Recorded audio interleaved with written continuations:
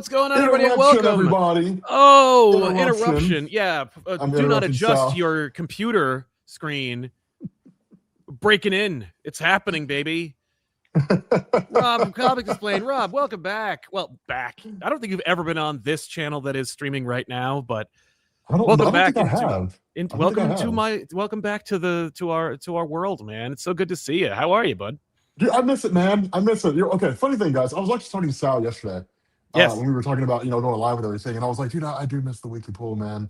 Like, I do miss getting on YouTube and just like talking nonsense about comic books, and just like going on about like whatever's happening in the industry and whatever comics we're reading and whether they're good or bad and why Marvel decided to launch an entire event around one of the least interesting characters in the entire X-Men roster. Just weird. Yeah. So, dude, somehow or another, I know we're supposed to be talking about Supergirl. Yeah, this is going to completely go off the rails, just so you guys know. Yeah, fair warning. If you're not familiar with the Weekly Pull, it was a show that Rob, Benny, the comic historian, and myself used to make that was how many years? At least 4, 5? 4 or something. I don't know, man. Like, we started like 10 years ago. Yeah, exactly. And it ran for years. And then it ran for a good long time. And we just talked about the industry. We talked about comics. And it was one of those things where it was like, we had a very loose schedule, a very loose plan. We'd be like, oh, did you read, like, one of us? And because there were so many members over the years, someone would text somebody with some news. And that was it. And then it's like, and then Benny would be like, all right, get your mics. We're going. And and there would be a regularly scheduled show, but also there'd be shows kind of like this. So that was why I was like so hyped to do this. I'm like, you know what? The trailer dropped today. Let's talk about it. So here we are. So doing our best to stay on topic. And we don't have to. Disastrously. Like we will fail disastrously in that. I want to know what you thought about the Supergirl trailer, because I have my thought on how I think on what the trailer should have looked like. But I want to know your thought. Yeah, that's a great question because, it's a great question because I'm very interested to talk about it. It's a great question because I'm Sal. Yeah, because it's me and I love talking about things that I like and hearing my own voice. So thank you for asking that question. Excellent question, Rob. You are welcome. No, but man, I liked it. Okay, first of all, let's get that out of the way right now. It looks dope. Yeah. Like I'm hyped. I'm ready. There's actually an element to the trailer that has nothing to do with actors, directors, or anything that I want to get into. We'll get into that later. But that was the most hype for me, was that little element. And you might have seen it on social media. We just posted about it, but we'll get into it in a minute. But for now, everybody looks cool. The effects look great. The teaser, because it's a teaser, it's not even the trailer. We haven't gotten like plot yet. You don't know anything that's happening. You know, the longest sequence in the entire teaser is just a dog peeing on a newspaper. Like that's as much as we get. So since we've read the book, we know what's coming. I'm excited to see where they're going to be authentic, like where they're going to be true to the source material and where they're going to deviate. Yes. You know, where they're going to make their own decisions. And I know there's one especially exciting deviation point from this book that the teaser, there must have been some kind of math that went into it where they were like, okay, Lobo's going to appear on screen. How many frames in that teaser is he on? It's like 3. Yeah, dude, he's there for like a second, right? Like he just kind of like walks through what looks like a doorway and then he's gone. But dude, I will say, in that like split second that we got Lobo, it's like, why did they ever cast Jason Momoa as Aquaman? Oh my God! Well, dude, that guy looks so great as Lobo. Holy cow!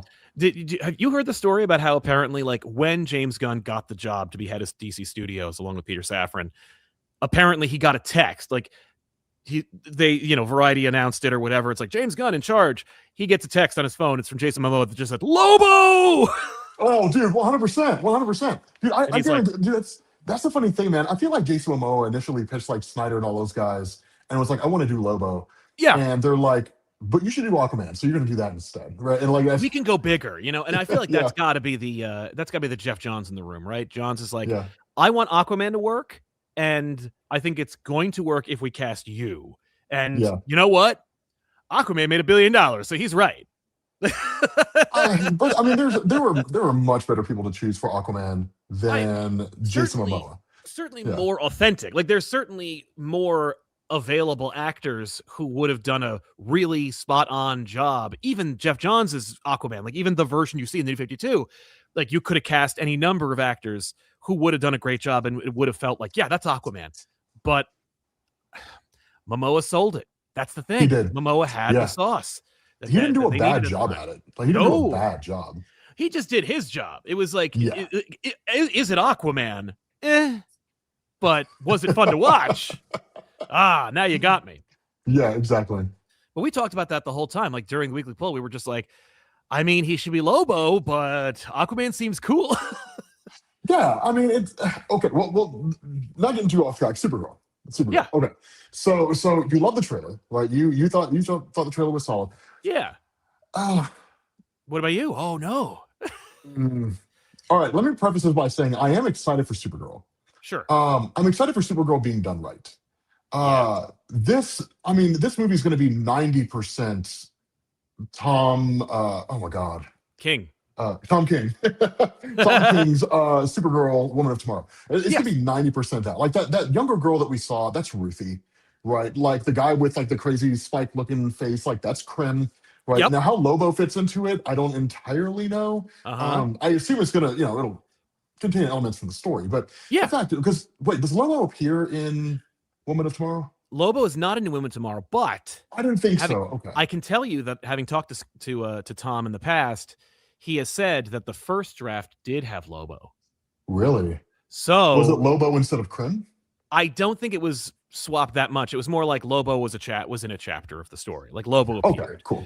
Because technically, it is an 8-issue miniseries, but honestly, man, it's a series of one-shots, just loosely connected by the themes of True Grit. Like that's really all it is. Yeah, no, Supergirl Woman of Tomorrow is just True Grit in space with a sexier Rooster Cogburn.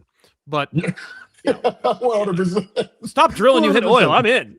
Yeah. But having said that, like I am excited to see the film. Honestly, I think one of the biggest issues with Supergirl is that either people don't know enough about her to care about her, they know enough about her to know they think she's not as powerful as Superman, or they don't care about her at all. And I think the best way to have done this trailer would have just been like it should have been like a teaser trailer, like 45 seconds, and it should have just been like her and Lobo fighting. And at some point he gives a scale and he was like, you hit harder than your cousin, right? Or something like that, you know, and then it's just boom, teaser trailer over. And it's like, dude, she looks like a badass. As it stands now, it just kind of feels like Supergirl, hot girl summer, right? The whole trailer, it almost feels like, Supergirl of the Galaxy. It feels like Guardians of the Galaxy trailer, like 100%. Feel that these guys want you to think like, okay, I can imagine that, and I remember there being a discussion about when they were making Superman, originally called Superman Legacy, when it was Superman Legacy and James Gunn wrote it, you could feel that James Gunn's like, I kind of want to like not direct this. I want other people to kind of have their creative spin on this thing. Plus, I don't want it to seem like without James Gunn, the whole damn universe falls apart. James Gunn ends up directing the Superman movie, so it ends up becoming a James Gunn joint. But I could also see the studio being like, the only person on earth who can direct the Superman movie is you.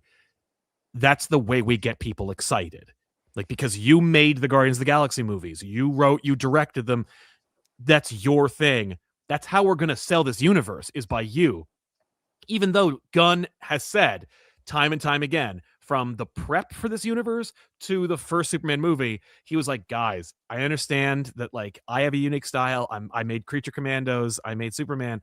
But the DC universe is going to be nuanced. There's going to be different creative voices for every different character. Like Swamp Thing, presumably, if it ever comes out, if it's ever made, is going to be from James Mangold. It's going to be a very different feel and look. It's going to be a very dark film. If it's going to be super Mangold. Dark, but it won't. Yeah, but it won't feel like a Guardians of the Galaxy. At least I would hope not. Yeah. So, and then you imagine any other superhero. Like if they made a Batman movie, I would not want James Gunn to make it. I want somebody who's more suited to like a Batman movie to make it. And I think Gunn's in the same camp as far as that's concerned. But I think with Supergirl, a character that you pointed out is like universally either misunderstood or not understood or not known about. Right? Nobody knows Supergirl. She's just a girl version of Superman, and like that's how people see her. It's the same. Like you and I would have had the same back when She-Hulk came out. You and I would have had a fun time talking about that show. 100%, yeah. Because we both love She-Hulk and don't think she is a derivative character. However, you hear the name She-Hulk and you don't know anything about comics, you're gonna go, really? Like, Okay, well, girl Hulk? let me provide some much needed context. The John Byrne run of She-Hulk. Well, sure. Oh yeah. No, I'm not the a big TV Savage show, She-Hulk fan. Yeah. yeah. Oh No no, one's a I don't fan of love the Savage She-Hulk. show. I don't love the show, but I did love elements of it. I think that it almost works if also it wasn't terrible. But like Yeah. the idea of She-Hulk is something where I'm like, I don't know about you, but pre Captain Marvel's advancement, She-Hulk for me was Marvel's Wonder Woman. Oh, 100%. Yeah, 100%. If you go back and you read the old John Byrne run, right? You go back and read like breaking the fourth wall on the covers and all that kind of stuff. Or the Dan Slott run, like all that stuff. Or the Dan Slott run. Yeah, she's one like because the Dan Slott run was when he focused more on her being a lawyer, right? Wasn't it? Yeah. That was between those two runs, 100% she's Marvel's Wonder Woman, way more than Carol Danvers was, because that was, I mean, when you're talking about the Byrne run, that's long before, what is it, Kelly Sue DeConnick? Yeah. That's before she becomes Captain Marvel. Back when she was just like a sex object, back in the day. Poor Carol. Carol's a really fun character until they like gave her the Captain Marvel moniker. I like that she's Captain Marvel. I remember being a kid being like, why isn't she Captain Marvel at this point? Like, but I like Carol until they went, oh, she's in the limelight. There's a lot of optics on this character. Let's remove any elements that make her interesting. Oh, dude. Okay, so do you want to know a cool bit of history or a cool bit of trivia about like Carol Danvers and Rogue? Right, sidetracking the hell out of the episode. Here we go. So I don't know how many of you guys. Sal, you may know this. Like, I don't know how many of you guys in the chat know this. So most people know like Rogue got her powers from Carol Danvers. Right. She was supposed to appear in issue number 25. She has power. Well, I should preface.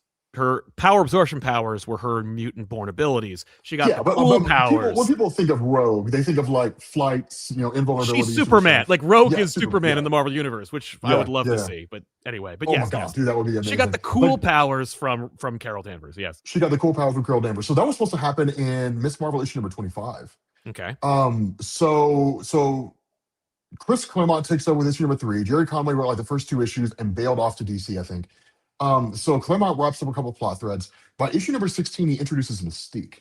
And the idea was to have Mystique kill the boyfriend of Carol Danvers and then build up Mystique as what looked to be the arch nemesis of Carol. Right. When in fact it was going to be Rogue. And by issue number 25, he was going to introduce Rogue, who was going to take the powers of Carol, take her memories, and then they would become like arch nemesis. Marvel axes the comic with 23. Like immediately, despite the fact that Claremont has like 2 issues ready. He's got like 24 and 25 ready to go. Sure. And Marvel's just like, done, right? They kill the comic. Yeah. And so Claremont's just like, okay. So like he just like finagles the whole thing with and throws it into Avengers Annual issue number 10, which funny enough dovetails into him and David Michelini having apparently their huge feud behind the scenes, which is why Michelini does 200. Yeah. Where he just like has it's Peter David who makes 2. Peter David. Yeah. Him and Claremont are David and Claremont had some real animosity. I never really knew a whole lot about it. The furthest I know comes from Jim Shooter's old blog, where he's like, they hated each other.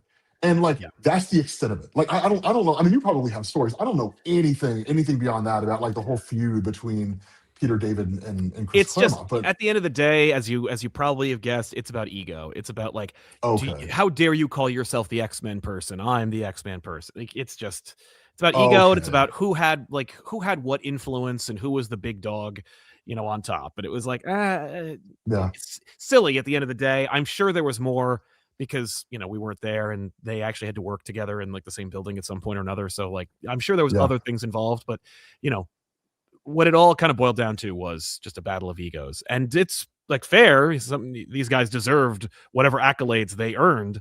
It's Peter David and Chris Claremont we're talking about here.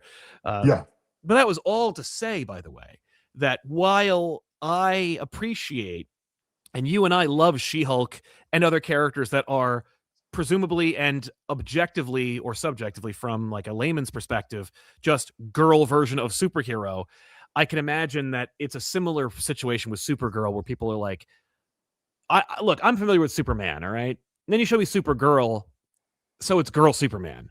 Like, is that really all I have to go on here? And if you go by the movie from the 80s, kind of. Yeah, kind of, yeah. I mean, it's... I'm sorry. Yeah. It's not great, but it has its moments. But like, and immediately, I mean, realistically, when you look at their origins, I mean, they couldn't be more dissimilar. But when they're standing side by side, you're like, oh, I mean, yeah, they had the same costume basically, only with a skirt. They both have the same power set. Like, what's the like definitive story for this character? And I mean, for a long time, you're scratching your head. The one where she dies in Crisis. Yeah.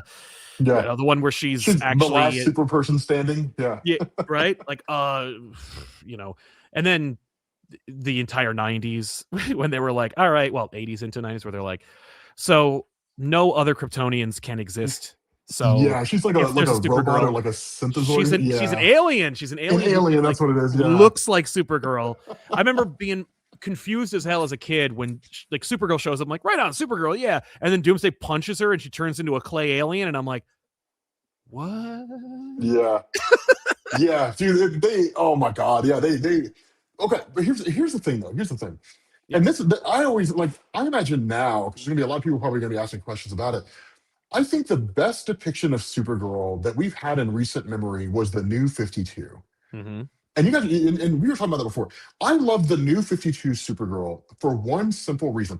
Superman, and I remember Joel made this case years ago on the Weekly Pool. Like, it's probably 7-8 years ago on the Weekly Pool where he made this case. And he said the biggest issue he had with new 52 Superman is that nobody wants to see like a young and angsty Superman. People want to see like your granddad's Superman, right? Old man Soups, he's got it figured out, right? He's like, people aren't that bad. They fumble along the way, but like they want to see the Superman. Like, I think the perfect depiction of Superman in modern memory was Dan Jurgens when he was, I can't remember the name of the story, when he was doing the transition from Superman from Convergence going into New 52. Yes. Yeah, and like he has a son and everything. It's Superman, it's like the Adventures of Superman and Lois or something like that. But yes.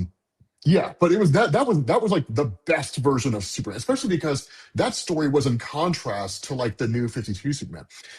But when I think of new 52 Supergirl, that was perfect, because you're talking about like a young girl who's unsure of herself, who is confused about her place in the world, right? She like there's this really, really cool moment, for example, and I covered it recently, which I think is why I'm talking about it here. But there's this really cool moment where she kind of like sums up her life to a degree when she's talking to Shea Veritas, right?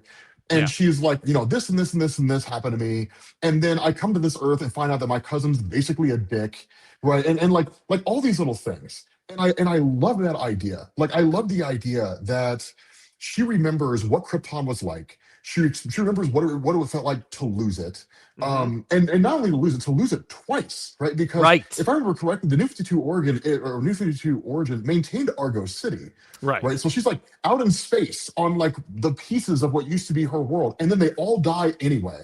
And so she has to lose everything she loves twice. And so then like she comes back, or when she's finally on Earth, she's just kind of floating through life.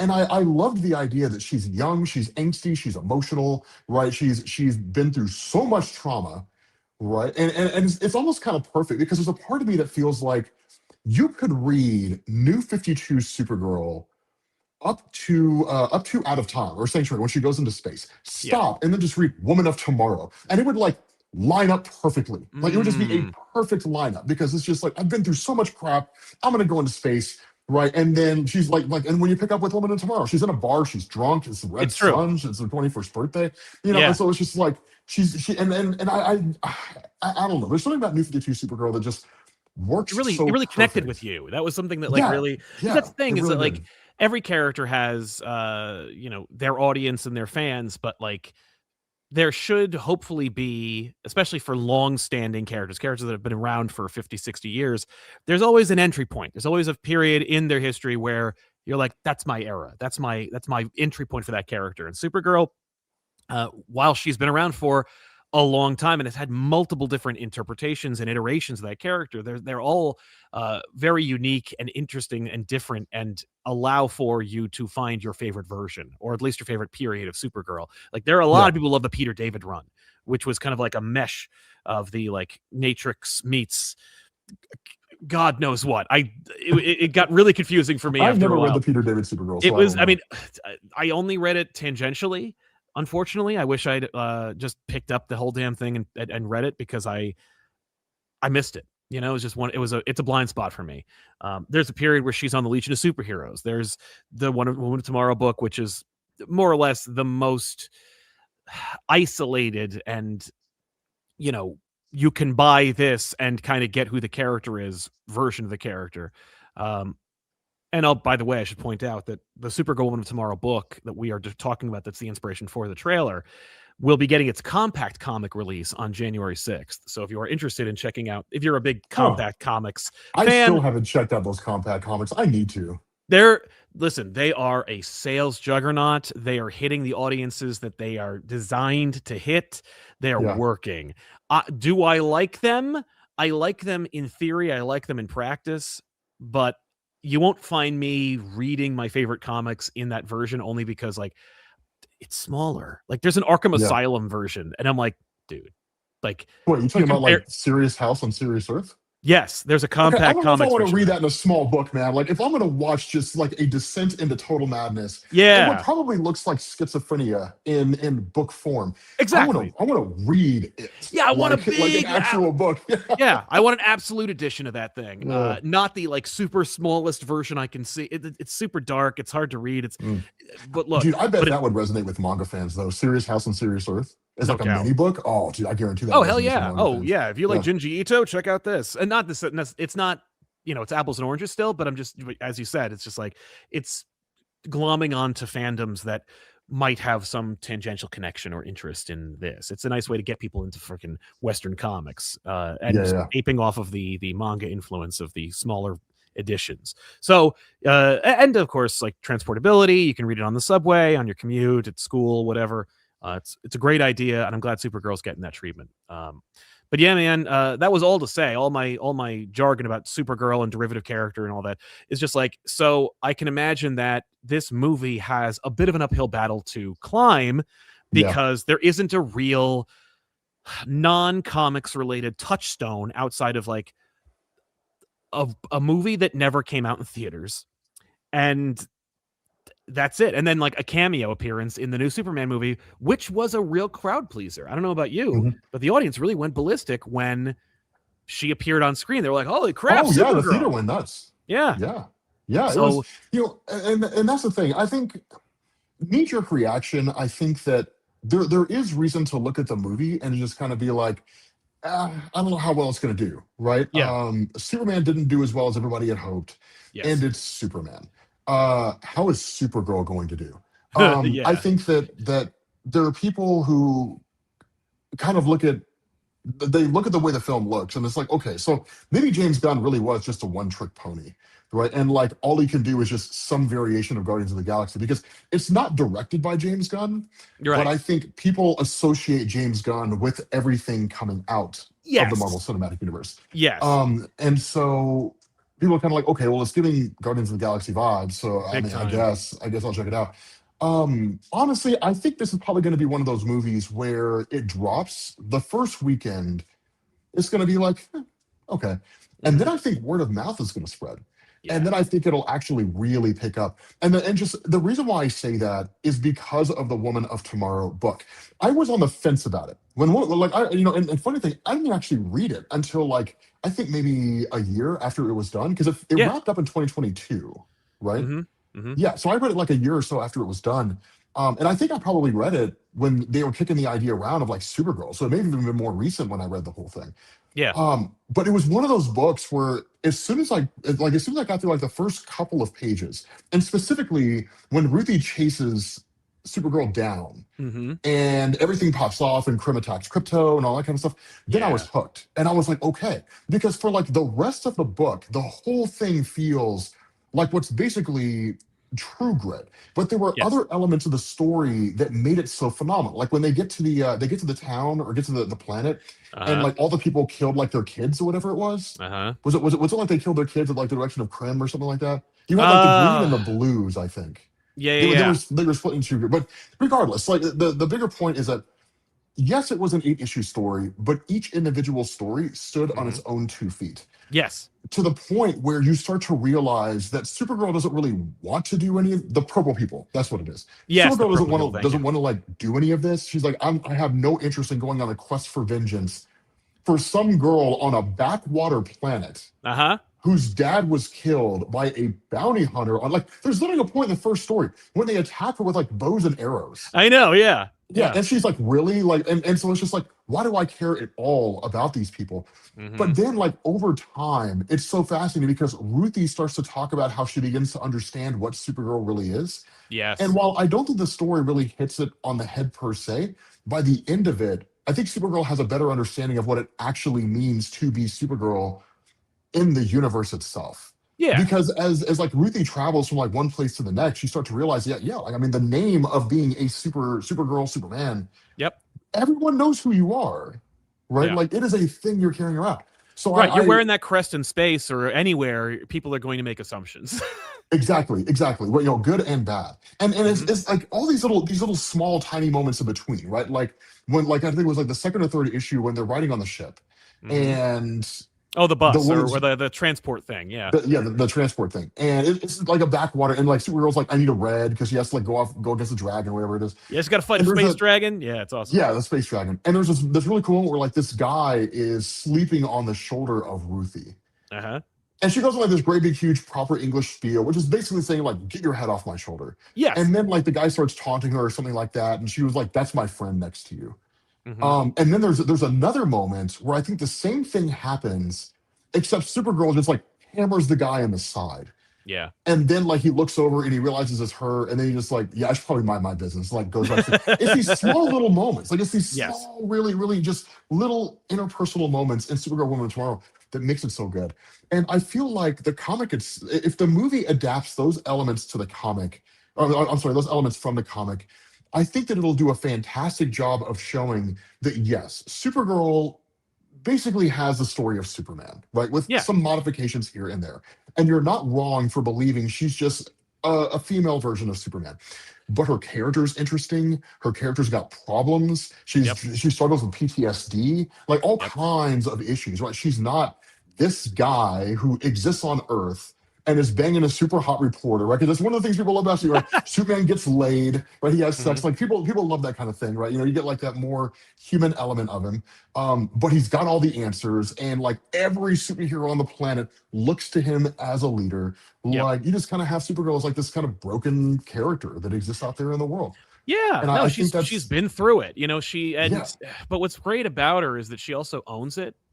It's interesting because, like, you think about the interpretations of Supergirl. The one I left out was the CW version, which is multiple seasons, and Melissa Benoist is an inspired choice to play her, but plays it very Superman. Like, plays it very innocent, joyful, positive. Like, I didn't see a lot of that show, but I can say that I didn't glean a lot of angst off of that version of the character, which is fine. It's a fair interpretation of that character. I get it. So people are probably going to be more aware of this brand or this character in this movie thanks to the show, though I think people who watch that show are going to experience severe whiplash from that show to this movie, and they're going to jump over. 100%. That's fine, though. They're going to love it because everything you said is absolutely true, and everything that you mentioned about this book is like all informative of the journey that she goes on. Because the fun thing about the book, about Supergirl Woman of Tomorrow, is that it is really Ruthie's story.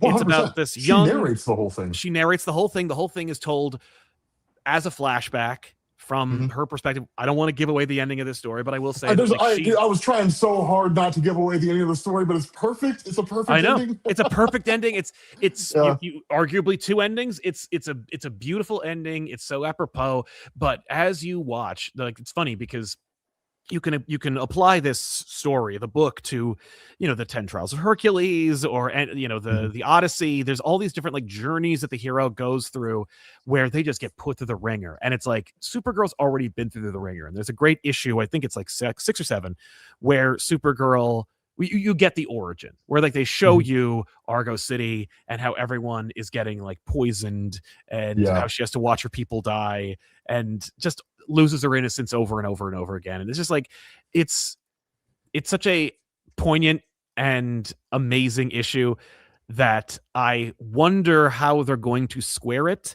based on what they've done with the Kryptonians in the Superman movie.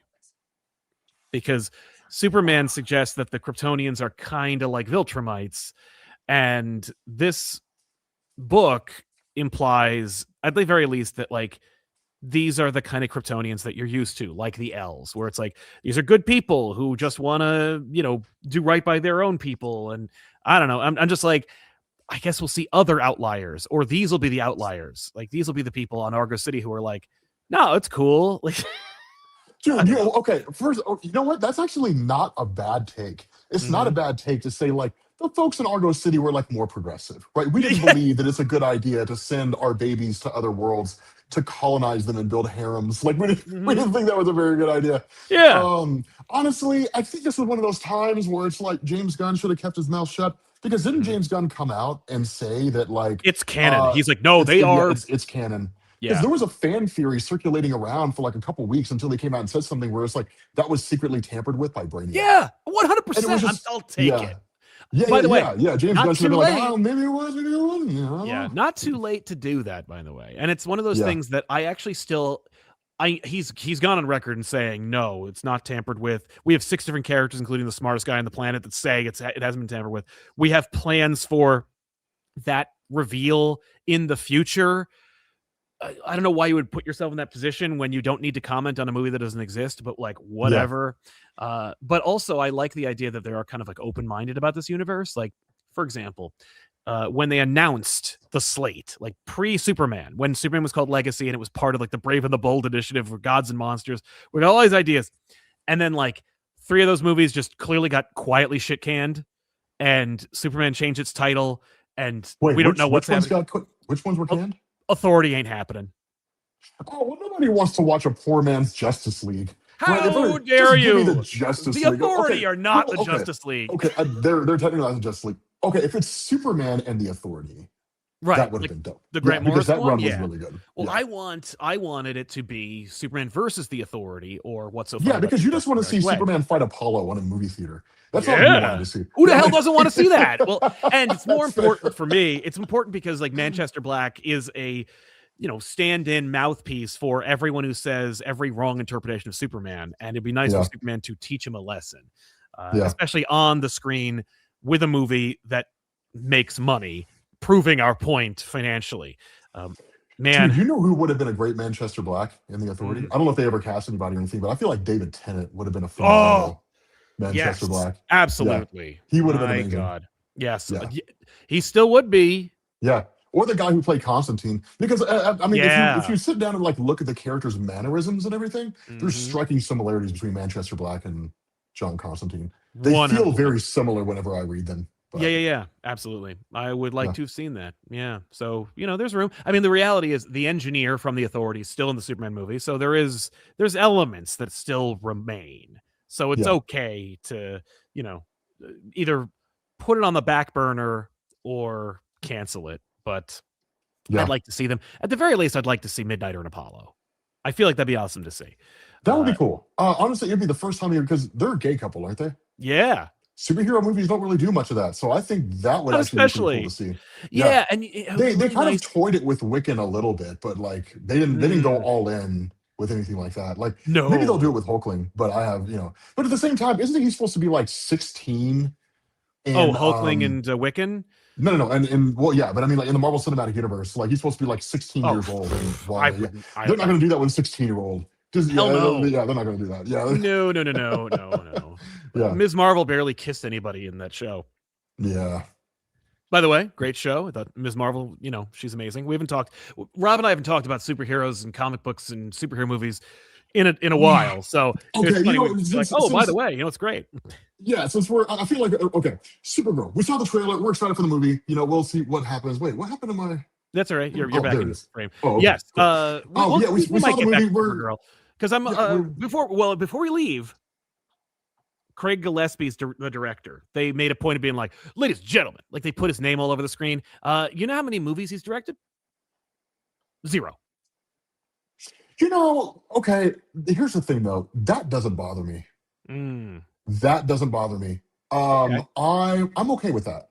Just because you have someone like James Gunn who's overseeing. Right. Now, if the DC Cinematic Universe was led strictly by Peter Safran or someone like that, then I would be like, yeah. I don't know. But James Gunn, as I understand it, James Gunn took a lot of notes from Kevin Feige. Where, from what I gather, Feige is very much like, this is the Marvel vision, right? We want to Yeah. do things the Marvel way. Hence the reason Edgar Wright bailed out. But Yeah. he's not so rigid as to say, there's the way that I, as Kevin Feige, want to do it. And Yes. I'm just going to turn you into a mouthpiece for me as a director. And Uh-huh. so that, and you just do what I tell you to do, right? And I'm going to give you notes and all that kind of stuff. It's not really like that. No. And from what I get, I mean, I don't know how accurate that is. I mean, you have to be a And it's fly on not the like, wall. by the way, this guy But hasn't not done anything. It's just he's never directed a movie before, but he has worked on movies people like. Like he was a producer on I, Tonya. He worked on Lars and the Real Girl.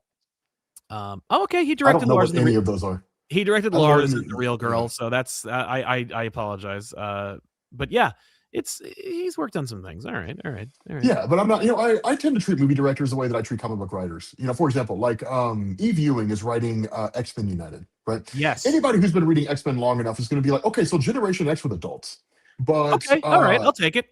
yeah, no, at the same time though, like I'm excited. Why? Because Eve Ewing, she's only ever really done miniseries and one-shots up to this Yeah. point. But she did a Black Panther miniseries, which was pretty solid. And I think that's Mm, really impressive considering how difficult it is to write a Black Panther story and to make him interesting.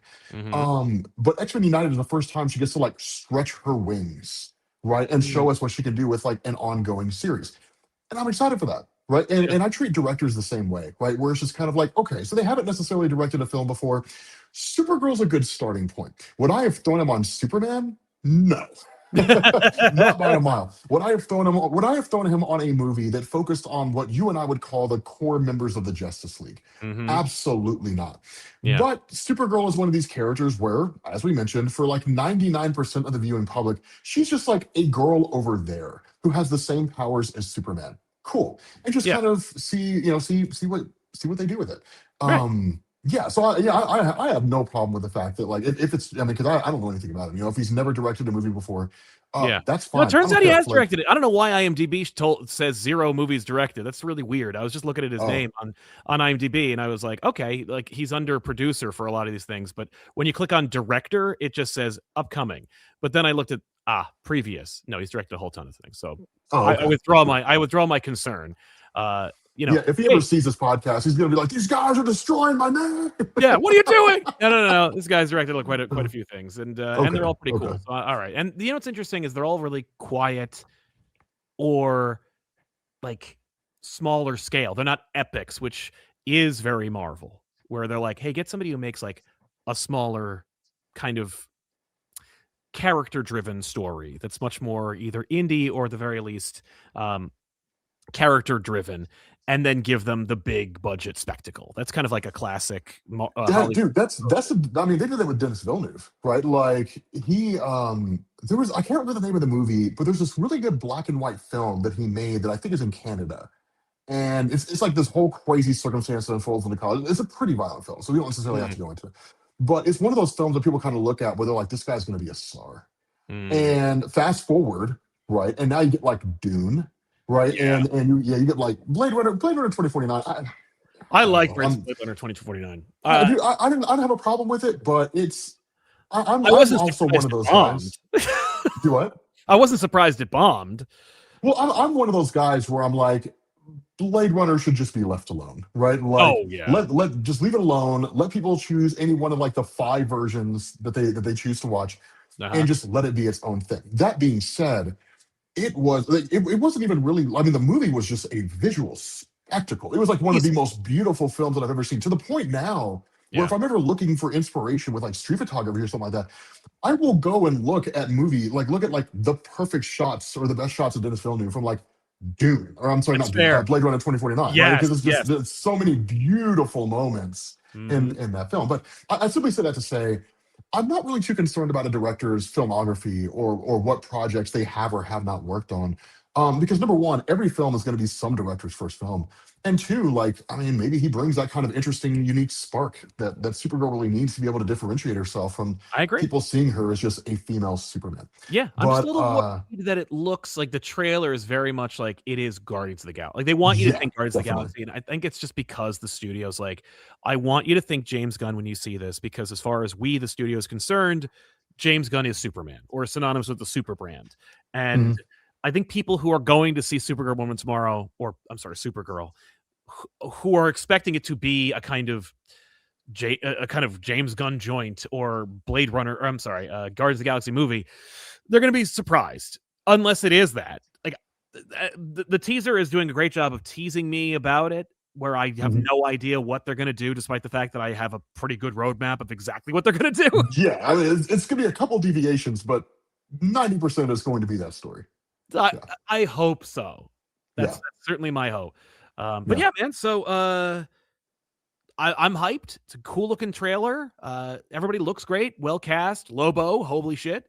And yeah. Yeah. Okay. You know what? Let's talk about Lobo for a second. Yeah. I hope they do him justice. But here's the thing. I am gonna be the controversial guy here. I liked New 52 Lobo. Oh, that's right. Yes, you were talking about this on the phone the other day about how you were Yeah. surprised by how much you liked sexy Twilight Lobo. Yes. Yeah, I loved Edward Cullen Lobo, who glittered in the sun, and who just sat around smoking cigarettes, listening to The Cure, talking about how he was misunderstood by the world, and he doesn't know if he should have a kid with Bella because she might die. Yeah. Yeah, he just mopes all day long. No, I liked New 52 Lobo because he had so much character. He had character, he had motivation. He was more than just like this two-dimensional Wolverine riff type of character, where he's like hyper violent, and all that kind of stuff. I like the New 52 Lobo. That being said, yes, if they're gonna do Lobo in movie form, no, I want to see classic Lobo. Like I want to see hyper violent. Yeah, I want to see like hyper violent Lobo, right? Metallica Roadie Lobo. That's Metallica Roadie. That's the perfect way to put it. Metallica Roadie Lobo. Yes, 100%. Yeah, yes. It's funny because I don't love Lobo as far as reading his comics. I don't love reading his comics, but I have an affinity for Lobo that is more like, it's not like he's my ridiculous cousin lives in the basement. He's my friend's cousin who lives in the basement. Like that's how I treat it. Like I have a great friend and he has a cousin who is like a 38-year-old dude who lives in the basement and he still thinks he's going to make it in the music industry. And the rest of the time he just buys beer for teenagers. Like that guy, I don't want to be related to him, but occasionally I'm like, that guy's kind of cool. Buys beer for teenagers. Yeah. Like it's just, that's my relationship with Lobo. I'm like, all right, Lobo, like, keep on keeping on, buddy, but don't get anywhere near me. Like I'm not gonna let you watch my kids. But yeah, he's but I'm excited to see Lobo on screen. Particularly, I'm excited to see the right Lobo on screen. And when I say that, I mean like them not screwing it up, getting somebody who isn't Jason Momoa or doing some weird like, well, it's Lobo, but I want to try something. Like I love the animated series, like Superman animated series. Lobo is hilarious and weird. He's the best version of Lobo, I think. See, that's interesting because I think he's neutered because it's a Saturday morning cartoon for children. This one is going to be able to say Bastich. He's going to be able to do exceedingly violent things, and maybe we'll actually get like a needle drop that might be appropriate for Lobo instead of just kind of like generic guitar riff 17. Okay. That is one of the things that I will say. I was never a huge fan of like the hyper violent Lobo, right? Like just the over the top, unnecessarily violent version of Lobo. I definitely dug Superman the Animated Series Lobo because he kind of felt like this. I mean, sure, he was toned down. I mean, you can't have him calling people Bastiches on like an 11-year-old show geared to like 11-year-old kids and like tearing people's arms and legs off and like eradicating his entire race, and so like you can't show that level of hyper violence. But yeah, I dug Superman the Animated Series Lobo. I don't know, man. It's just he felt one part wholesome, which I know is like a weird word to use with Lobo. But but on the other hand, he also felt like exceedingly powerful and dangerous. Yes. So yeah, I don't know. Yeah, Lobo can't. Like this perfect version. No, it's gonna be cool. It's gonna be cool to see. Yeah. So that's. Do you have any other thoughts about the teaser you want to talk about? Not really, man. I wanted to pick your brain. Because I was thinking about this, when we were talking about the episode, and I was like, I ain't talked to Sal about what's happening, everything going on with DC Comics at the moment. DC Oh my god. And what's happening with like Marvel Universe. With Marvel. So here's my question for you. And before we do, I just want to mention that, folks, Supergirl Woman Tomorrow is available for sale right now. There's a deluxe edition. It's amazing. Pick it up. Or if you want to, you guys need to absolutely read it. Like you really need to read it. Like Supergirl Woman Tomorrow, and it's not even us like the this podcast is brought to you by this brand deal. Yeah, no. James Gunn is like literally handing me a bag of money with a $sign on it right now. So we know that I'm. If you guys all type James Gunn name, he'll poke his head into the screen and say what's up. Yeah, no, it's it really is that great of a story, and more than just the fact that like it's the basis behind the film. If what you're looking for is a great standalone Supergirl story, you don't have to read anything else. You just like want to understand her character. Woman of Tomorrow is a story to read because you're going to get a completely you're going to get a well-rounded and total understanding of everything that makes Supergirl. Yeah, it's phenomenal. Yeah, so how do you feel about the Ultimate Universe's end?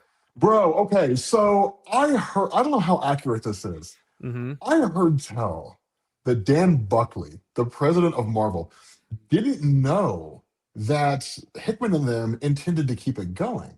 That Hickman was just like, this whole first 2 years it's a 2-year event that's setting the foundation of the Ultimate Universe. Yeah. The Maker will come back at the end of the second year, which Ultimate Endgame. Obviously, the Maker will be defeated, and then the universe will go forward, and the superheroes will begin figuring out their places within the superhero landscape. Yeah. And then they were at like the Marvel retreat, and Bucky's like, "We're killing the Ultimate Universe, right?" And Hickman was just like, "What are you talking about, man?" He's like, "Yeah, we're killing it." It's like, well, you're leaving after 2 years, so that's over. Yeah, it's like no, like I'm laying the groundwork for it. Oh, okay, well, we're gonna kill it, and it's just like I remember seeing all these posts on Twitter where they're like the Ultimate Universe is firing on all cylinders. Yeah. Truth to tell, I am a little behind on Peach Momoko's X-Men, which I'm ashamed to say because her Ultimate X-Men is beautiful. It looks beautiful. It's written beautiful. It's one of the it's. I'm so glad they gave her a book unto herself because when they announced that Peach Momoko was going to be doing Ultimate X-Men, I was like, okay, she did Demon Days and Demon Wars. Let her do Ultimate X-Men by herself. Like, let her write it, let her draw it. And she did, for the most part. And so it's just kind of like, okay. So I'm a little behind on that. I need to get caught up. But overall, I think it's a catastrophe that they are killing. Like, I don't even know how to explain. I think it's a terrible idea that they're killing off the Ultimate Universe. Easily. As I understand it, the most popular line of comics they have going on right now. But if I'm being honest with you, I think the reason why they're doing it is because the Ultimate Universe was performing better than the main Marvel Universe. Yeah, and they're like, we got to kill it. We got to kill it. That would be a shame because it's not like, I mean, I think that main Marvel, and I think I'm sure you agree with me on this one, is that main Marvel will always be better than any other Marvel universe. Like, I love the main Marvel universe more. I'm gonna drop this name. I was talking to Chip Zdarsky the other day, and we were chatting about the fact that he's drop all the names, man. Drop all the names. But he was doing the Apocalypse story, the big Marvel event that's coming up next year, and there had been I saw this horrible TikTok where they were like, "Oh my God, Bendis is coming to Marvel, and Chip Zdarsky is doing an event called Apocalypse, which means they're gonna reboot the universe." And I'm like, "What? What a weird."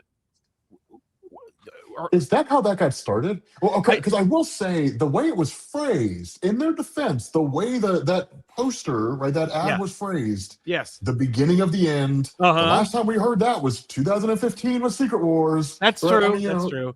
And you know that at Secret Wars they were like, like, should we reboot or not? Like, there was an internal conversation at Marvel with Secret Wars where they're like, should we reboot? I know that, and I'm glad that they didn't, but I can imagine that imagine if ever Marvel was going to reboot, it would have been at Secret Wars. I'm glad they didn't. I love Marvel as it is. Sal. Of course they should have rebooted. Do you of course, really I need to hear this. Why do you think it was a bad idea for Marvel to reboot in 2015? Do you think that the roster they had working at Marvel could have done anything as unique, special, or enduring as what Jack, Stan, and Steve did? Like, they would have had to bring people back. They would have had to bring people back. Like, they would have had to bring back Craig Kyle, Chris Yost, Rick Remender, Kelly Sue DeConnick. I don't know if she was gone by that point in time. I don't know if Marjorie Liu was on board at that time. They would 100% have to bring back Bendis. Yeah. Like, they would have to like pay him an extended contract because by that point he was taken off to no Superman Rebirth was kicking off at that point. Bendis was still on board then. Although I have heard credible arguments that by 2015 2016 Bendis had already peaked and it was you read that Defenders run that he did at the end and it was like, all right, Bendis, he needed a hiatus at the very least. He didn't necessarily need to go to DC because there's nothing I liked that he did at DC. Except for Batman Universe, which I do love and will always defend. But to your point, the Marvel's creative lineup, Yeah. writers and artists Uh-huh. in 2015 Yes. is not what it was between 2004 to like 2010. Well, I mean, that's apples and oranges, my friend. We Yeah, know no, that but like I'm Marvel, saying like if the they had that creative lineup in 2015, yes, it would have the been the hottest, perfect time to reboot. the hottest the kitchen was at Marvel when they were cooking was 1965 and 2006.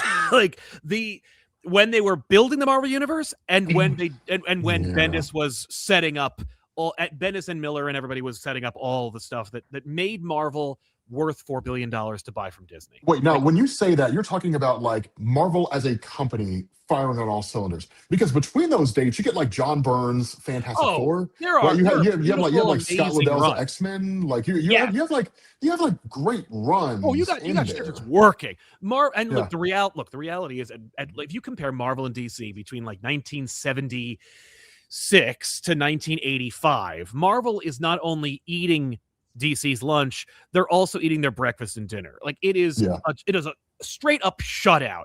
And I can't even really say that like everything Marvel did from like the mid to late 70s to 85 was gold, but it was selling, and it was selling better than what DC had to offer, which is why DC was in a tailspin making anything they could. They were like Tor, I don't know, like Arak, Mod Squad, Wonder Woman, like whatever. What do you people want from me? And until they went, well, wait, reboot? How about that? Maybe that's the problem. Crisis. Like I appreciate that Marvel was like successfully publishing comics, though it's not like it was a unified front like it was when Quesada took over as editor-in-chief. And I'm not saying Yeah. that I'm not in any way saying Quesada's the best editor-in-chief of the company. I'm just saying that like Quesada and company were unified. I don't know, man. I don't know, dude. I'm gonna be controversial here, right? Like Jim Shooter was the best editor in chief that I Marvel think had, I so think, because too, he and I saved think the company from failing. yes. But and some of the best stories. Okay, so there's and I've mentioned this so many times. There's a really good documentary on Amazon called Claremont's X-Men. Hmm. So do you know about like the whole behind the scenes killing Jean Grey, how all that unfolded? I remember it, but I haven't like refreshed myself on it. I know that like the plan was Dead is Dead at Marvel. Then they were like, you got to do XYZ in order to make it work. That's why Madeline Pryor exists, because they're like, well, you can't have Jean, she's dead, so you can have a clone, or you can have a fake Jean. Like you can have a replacement. So okay, so it's a lot deeper than that. So the idea was that Chris Claremont. So by the time the end of the Dark Phoenix comes along, as you know, like Claremont's getting rid of the original X-Men roster. Right, Beast is on the Avengers, Angel and Iceman are on Champions, basically. Right, so like everybody's just kind of been shuffled off to the cornfields, and so they the last two graduated, holdouts. because as far as Claremont's concerned, like I want to refresh the line every so often. Yes, Like, exactly. That's cool, exactly what these it are was. children. They grew up. Put them on X Factor. Like get them out. Get them someplace. Well, X Factor, I think, was the olive branch where they're like, I need a team. This is probably from editorial, if I remember correctly, where it's like, I need the old team back. And they're like, well, you can't make them X-Men, but you can put them on another team called X Factor. Yeah, they wanted to expand the line because they were like the X-Men is so popular. Yeah, Yeah. so they went to Chris Claremont, and they went to Louis Louis Simonson, Simonson. who was the editor at that point in Yeah, time, yeah, and was yeah. like, so that feeds into all this. So the idea was that Chris Claremont and John Byrne by that point were like, okay, Jean Grey and Cyclops are the last holdouts. Dark Phoenix Saga ends. Jean Grey is going to serve a prison sentence, right? Because she killed a whole star system and billions of lives were snuffed out. Uh-huh. And then, like, her and Cyclops are going to ride off into the sunset because they just endured this incredibly emotional, horrific thing, right? Yeah. And so by that point, Jim Shooter's like editor in chief, and he was like, not a chance. Like like she wiped out a whole star system, killed billions of lives. His idea was to have her like experience this horrific set of events where she was going to be like whipped and all kinds of crazy stuff. And so as I understand it, Byrne and Claremont were like, we don't want to do that. Yeah. And we're the ones that control the title, because at that point they were like, it was like when writers and artists were becoming more popular than the comics that they were writing, or as popular as the comics they were writing. So they go to Jim Shooter, and they're like, if you don't let us do our ending, we're going to kill Jean Grey. Mm-hmm. And Shooter was like, perfect. And they were like, no, it was a bluff. And he was like, yeah, I know, but like, you're going to do it now. To your point about the idea of Madeline, is that was the hand being forced of Claremont, because he was like, I mean, I want Cyclops to have his happy ending. So he made Madeline Pryor, made her look like Jean, that kind of thing. But yeah, I mean, it's so Dead is Dead to a degree. I don't know where I was. I don't remember where I was. We were talking about the best editor in chief. Yeah. So that was Jim Shooter's call. Yeah. So in Claremont's X-Men, Claremont was talking about that, and he's like, if you had talked to me back in in the 70s and the 80s, right, and especially when Jim Shooter came on, like I would have cussed him up and down. The ending of Dark Phoenix Saga, I would say it was the worst thing. He's like, but it actually turned out to be the best possible decision to make. Killing Jean Grey was the best thing we could have done for the character of Jean. Like it was a genius decision, which makes sense when you're an editor in chief who's like sending off scripts for Legion of Superheroes, correcting the scripts of writers who have been in the industry for 20 years at that point in time. So yeah, the guy was a prodigy. So a lot of the great things that came out of Marvel came from Jim Shooter. So he definitely is the best editor in chief. But honestly, I would say the best editor in chief, second to Chris Claremont or to Jim Shooter, was 100% Joe Quesada. Was absolutely Joe Quesada. Yeah, I hear you. This is coming from a person who thinks that like Joe Quesada's creative decisions are probably some of the worst I've ever seen. But like, that's because you're pissy about Spider-Man, Sal, because you can't get past one more day. I told people that in a video. Yeah, I was like, Sal cannot get. I was like, Sal's one of those people who just cannot get past one more day. I was like, why would I? Go to ComicPop. It was a mistake. Sal. I was like, what do you think about one more day? Like, he's going to go on a rant for 15 minutes. I don't know. It's been said. It's been said for 20 years. And like, look, the state of the Spider-Man books is proof positive of what the damage that is done to the series. Like, Spider-Man has been floundering creatively since it happened. I should say that it also is the #1 selling Marvel book every month. So I don't know anything. I mean, the reality is the book sells regardless of quality. And I think Marvel knows that, which is why anybody can write the book. Except for Woman, of course. That's why Kelly Thompson is writing Wonder Woman. But anyway, which, by the way, like, it's so frustrating. Like, it's like when they were doing the Beyond era, and it was like, oh, we have all these writers, and Kelly Thompson can write some of it. And clearly they were trying to decide who was going to take over Amazing Spider-Man. And they were like, we're thinking the old white guy. Yeah, Kelly Thompson had a Punisher run, didn't she? Yeah. Like I want to say I read her Punisher one, which was incredible. Kelly Thompson's so talented. Yeah, I think that was the one with where Marco Cicchetto from Ultimate Spider-Man was drawing. Yes, yeah. I think that was a solid. Don't quote me on that one, but yeah, that was a solid run. No, with to your point, yes, Spider-Man sells, but that's because it's Spider-Man. It doesn't mean that it couldn't sell better. Yes. Now, do I think that you're correct about the idea of Spider-Man being, creatively bankrupt since One More Day? No. And you and I had that conversation years ago when I started when I was like, okay, Sal, I want to read Spider-Man. Like, where do I start? And you were like, check out Big Time. Yeah. Like check out Dan Slott's Big Time. Yeah. And so I just started reading forward. And then I remember I came back on the weekly poll and I was like, Sal, I love Big Time. And you were like, let me guess. It was a daylight savings time moment for Peter Parker. That's and all I was like, takes. yes. And you were like, I told you were gonna love it. And I've loved it ever since. Now, do I think that Spider-Man has been struggling since Dan Slott left? Yes, 100%. Absolutely. But I think Dan Slott did a great job. He did a great job to a point. My fear was that like he just kind of he overstayed his welcome. He needed to leave right after Superior ended. Like when Superior changed over to Amazing Spider, what he needed to do was two things. Here's what Marvel needed to do. Number one, Marvel has a terrible editor on Spider-Man. But number two, Marvel needed to have Dan Slott continue, because when Amazing became Superior Spider-Man, the only Spider-Man title on the shelves, was selling Amazing Spider-Man numbers. Number one, because it's the only Spider-Man title. Number two, because it brought in a brand new audience who loved the antithesis of everything that makes Spider-Man who he is, which is not a surprise. Venom's a huge character. So you have this juggernaut called Superior. Eventually you're going to transition from Superior back to Amazing. You don't end Superior. You keep Superior going. You relaunch Amazing Spider-Man. You get a new creative team on Amazing Spider-Man. You keep Slott and whoever he wants, probably Kevin Coley, on Superior. And you just make all the money. That's what you do. See, what's funny is they tried that, but it was like a day late and $1 short. They tried to bring back a day late, more like a couple of years. Yeah, a couple days late and a few $100 short. They were like, let's bring back Superior, buddy. The momentum is over. Long gone. Yeah, long gone. Yeah. Which is actually great because during Spider-Verse, it was pretty much issues 21 and 22. But during Spider-Verse, there was a great moment where Dr. Octopus realizes he is going to lose his body back to Peter Parker. Yes. Right. And so it's just square that circle, man. Like just kind of let that kind of let that keep going, right? Yeah, I agree. You know, I would agree with you because Superior ends, we get what, like 12, 13 issues, and then Secret Wars happens. Yeah. And then you go into Worldwide. Now, correct me if I'm wrong, Christos Gage handled a lot of Worldwide, didn't he? I don't remember Worldwide. I do know that Gage worked directly with Slott and had his own runs with Spider-Man. Okay. But yeah, Gage was working on Spider-Man. I think at the time Spencer was also doing Superior Foes, which is another phenomenal series. Superior Foes was so underappreciated. Big Oh, time. Yeah. Although if it's you so find, I mean, underappreciated. anybody who read it was like, "Oh, that's the most underappreciated series of all time." Like anybody who liked that book or who read that book will jump on board and tell you. Yeah. But yeah, as far as Some of Clone Conspiracy. Okay. Clone Yeah, Clone Conspiracy, Conspiracy thank was you. retreading water. Yeah, and you know, I will say because of they were like because they even when they took Dan Slott off the main Spider-Man book, they were like, just keep doing Spider-Man stuff. So you get like all these Spider-Verse stories. Oh my And god. it was kind of weird to see because you know, I saw it put almost perfect. I almost never go to the comic book subreddit. Right. There are a bunch of dickheads over there.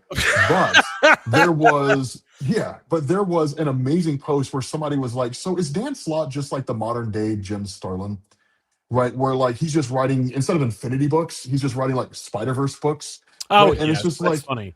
yeah, and it's like, I mean, I guess, you know, that's kind of a good way, to put it. Yeah. I would agree with you actually. Maybe it really was time for Dan Slott to leave with all new, all different, amazing Spider-Man. Yes. um I don't love that that series, but that's, it's Spider-Man. It's we got on this because you were baiting me with One More Day. But well, yeah, because you can't let it go. well, why should I? Like it's still a Because terrible it decision. was They like haven't 20 years ago, my I guy. know, Like it but was they a but long they time ago. but they haven't fixed it yet. It's still, and it's the thing is they're still feeling the repercussions. Like they're still dealing with it. Like people, because it's not just me. It's not like I'm leading the spider army that's telling people that like I that's kind of feel like you are. I am not. I am not coordinated or organized enough to be able to lead an army of people who are angry about Mary Jane being marginalized and turned into Venom in the series. Oh But my god. You know, okay, we can talk about that next. I want to know such your a thoughts on that. terrible, Yeah, I terrible want to know your book. thoughts on that. Man, Al Ewing is like in a race with name the creator to see who can diminish their value as far as a creator is concerned. Like that Venom book is so horrible. Mm, Like every time you pick up that book, you're like, "You- I like disagree. really? But what's I what's your counterpoint about it? The Venom so book. okay. So I think it's important to recognize I get where you're coming from. I Mhm. think when most people think of Venom, they think of like the They think evil of Eddie. Spider-Man to a degree. Yeah, you think of Eddie, right? Yes. The guy who's just completely full of it. And even if you like the more modern Eddie Brock, right, Yeah. where it's like, okay, so like he's turning over a new leaf, he's trying not to be a bad guy. Yeah. I think for a lot of people, Venom is synonymous with like the David Michelini Lethal Protector It's back in the '90s run, right? Like, literally like Venom is either Lethal Protector or Donny Cates's. yeah, Those are the 100%. Yeah, yeah, like it's yeah, and I mean nobody liked the Lee Price, for example, right? Like nobody no. was a fan of like that Venom. So I get that people are fans of that. I like for me, I look at what Al Ewing's doing with Venom, and I look at it from the perspective of okay, so this is what Venom looks like when Mary Jane Watson has him, Right. which is a totally different feeling Venom than if Eddie Brock has him. Now, I do think it's also important to specify Al Ewing, I love you to death. Your work is phenomenal. Please do not be doing the same thing in 2 years. Like Yeah. if in 2 years it's still the same thing, that's gonna kind of bother me. Yeah. That's fair. I what's kind of ironic too. I don't know if you were reading it. The Eddie Brock Carnage comic Yes, yes. I was. am not reading that Carnage book. How do you like it? I have seen a lot of people who were like, "This is what the new Venom comic was supposed to be. Oh, This is what the new Venom comic should have been." doesn't surprise me. I mean, like, first of all, it's starring Eddie. Secondly, it's doing something different and interesting with the Carnage symbiote. Uh, it has ramifications on the main Spider titles. I saw a lot of people complaining about Venom and the Eddie Brock Carnage book because more specifically Venom, not necessarily because of like what they're doing with Mary Jane, etc., but more because for the last, I want to say more than 10 years, Marvel has done an extraordinary job of separating Venom from Spider-Man, like making Venom its own brand. And it seems like this series is doing everything it can to just pull Venom back under the Spider-Man umbrella. And he's literally Spider-Man right now. He's literally Spider-Man right now. And they announced an event that like is just 2 books. It's Amazing Spider-Man and the Venom book. Yeah. I mean, yeah, they want Venom to be a Spider-Man character. Now it could be because, you know, there's a lot of influence. I mean, you look at like the X-Men titles after Krakoa and it's like, oh, so Tom Brevoort likes 1987's X-Men. I don't even want to fucking talk about the X-Men. But I wonder if there's a desire to see Spider-Man return to like a, you know, 1986 version of Spider. I don't know. It's weird, but it's neither here nor there. So yeah, as far as Marvel is concerned, the Ultimate Universe, which is where this all started, is ending. It's a shame. I think we both agree they need to pull a 180. Like at the very least, they need to add like another page or two to the end of Ultimate Endgame and go, it didn't die. And in a year, we're gonna get a whole bunch of creators together and absolute the shit out of the Ultimate Universe. Yeah, it's ending, guys, in its current form. Yeah, exactly. And it'll come back different. Now, here's my question. Do you think Franklin Richards is going to put it in a pocket universe or a little ball like he did last time? You know what? I'm okay with that. Let him walk around with a blue bowling ball, and then at some point a Celestial can come to him and tell him, like, you can't do that anymore. And then you can't do that no more, boom. Dr. Doom will just take that Earth and put it on the other side of the moon, and then it'll stay there for a while. Yeah, I would take that, yeah. Yeah, just do like a counter Earth. No, I mean, I don't really know. Here's the problem that I have. Yeah. Is my biggest fear is that because it's just kind of yanking the rug out from under it. I think they had one particular way they were going to end it, and because of like now the editorial coming down from like the top at Marvel, I think it's just going to be like just a hand wavy, super fast track ending. Yeah. To this, I think it's just going to be just. I feel like it's going to kind of suck a little bit. That being said, that's the cynic in me talking. Right, you got Dennis Camp on Ultimates. I have yet to read anything from Dennis Camp where I was just kind of like, you know, I have yet to have that happen. Like everything he touches turns to gold. Yeah. Yeah. I mean, leaving Marvel? Yeah. I don't know. I don't know that either. I assume that he'll be gobbled up by either one. If Marvel's smart, they'll pay him more. And no, that's Philip Kennedy Johnson. I was like, yes, I'm sorry, I was conflating with Phil Kennedy Johnson's exclusive with Marvel.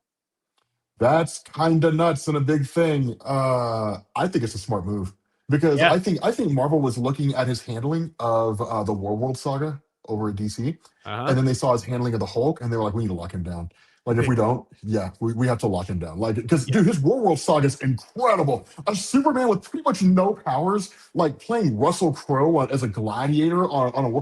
Dude, that War saga was incredible. Like, it was dope. Okay, here's my question. Is Williamson going exclusive to Marvel? Because I know he's writing... No exclusives. Nope. Williamson is big time with DC. He's also a consultant at DC, so he oversees scripts and he gives advice and suggestions and he helps with like planning and stuff like that. Just like Scott actually.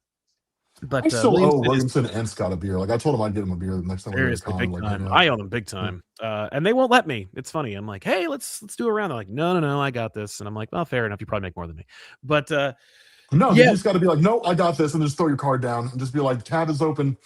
Yeah. And then you're gonna have like all the major. Then you're gonna have like Tom King. You're gonna have Chip Zdarsky. You're gonna have Joshua Williams. I'll be like, oh no, I need to do like 10 lives on your dog for this. Dude, I would do that. I would roll your bar, just be like, tabs open, guys. Tabs open, guys. Dude, seriously, that's not a bad idea. Man, you should have come to New York because there was a cool party you would have loved to be at. Yeah, I would have, man, but like my uncle died, and I know that's right. I'm so sorry. Yeah, that's fair. Well, I mean, we weren't like super close. I mean, it was still a sad moment. Oh, it's definitely a sad moment. It was worth not. It was super close. I completely blanked on the fact because you told me next year though. Next year in New York, man. Next year, New York Comic Con. Like I'm not missing it for anything. Mariah's birthday is on the 17th of October. If she's just like, well, I really want us to like take a vacation somewhere or something like that and spend like a month in in like Japan, I'll be like, cool. But like, I'm gonna fly back to the States for New York Comic Con, just so you know. So like, yeah.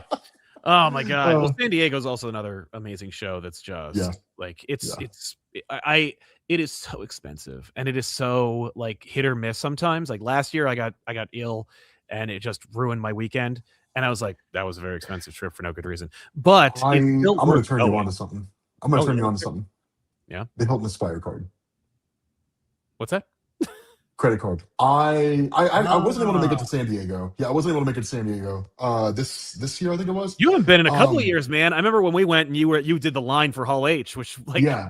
I remember that was a very bad idea. I mean, it was fun because I was hanging out with amazing people. I would never do it again. I would no. like, the whole hall smelled like armpits and ass. Like it was a really bad. It was not a good idea. I remember I left the Eisner party and it was 4 a.m.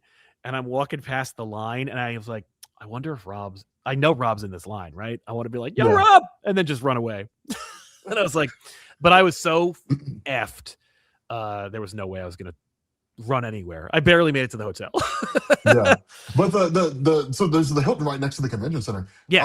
Dude, with the Hilton Aspire card, man. I mean, I had to pay for the room that time, but that's because I hadn't really racked up enough. Yeah. But I mean, depending on how much you spend, dude, if you put enough money on that card, you'll never have to pay for a hotel room. That's a fair point. That's a fair point. I got to grab that because that is the main expense. Like the major expense for me is the hotel. It's something that like when we were the Weekly Pull, it was like when cons were like, you want to come to our place? We're like, yes. Could you please give us a hotel? Oh my god, like, yeah. Benny's like, I got an Expedia account. I'm good. And I'm like, oh my god, dude. He's like, I've got you, man. No problem. I'll bring you to Colorado. I'm like, Benny, please don't fly me out of JFK and have a stopover in Austin. Yeah. And he's like, Benny what? Benny was really bad about that. Like Benny was really bad about that. Like he put people in like these just janky ass connecting flights. They'll put me on a freaking like put me in a chicken coop flying overhead. Like they're gonna just here's your stop, here's your parachute. No, it was actually really nice. He was very generous. I'm very grateful for it. But yeah, man. So outside of that, of course, the Ultimate Universe, man.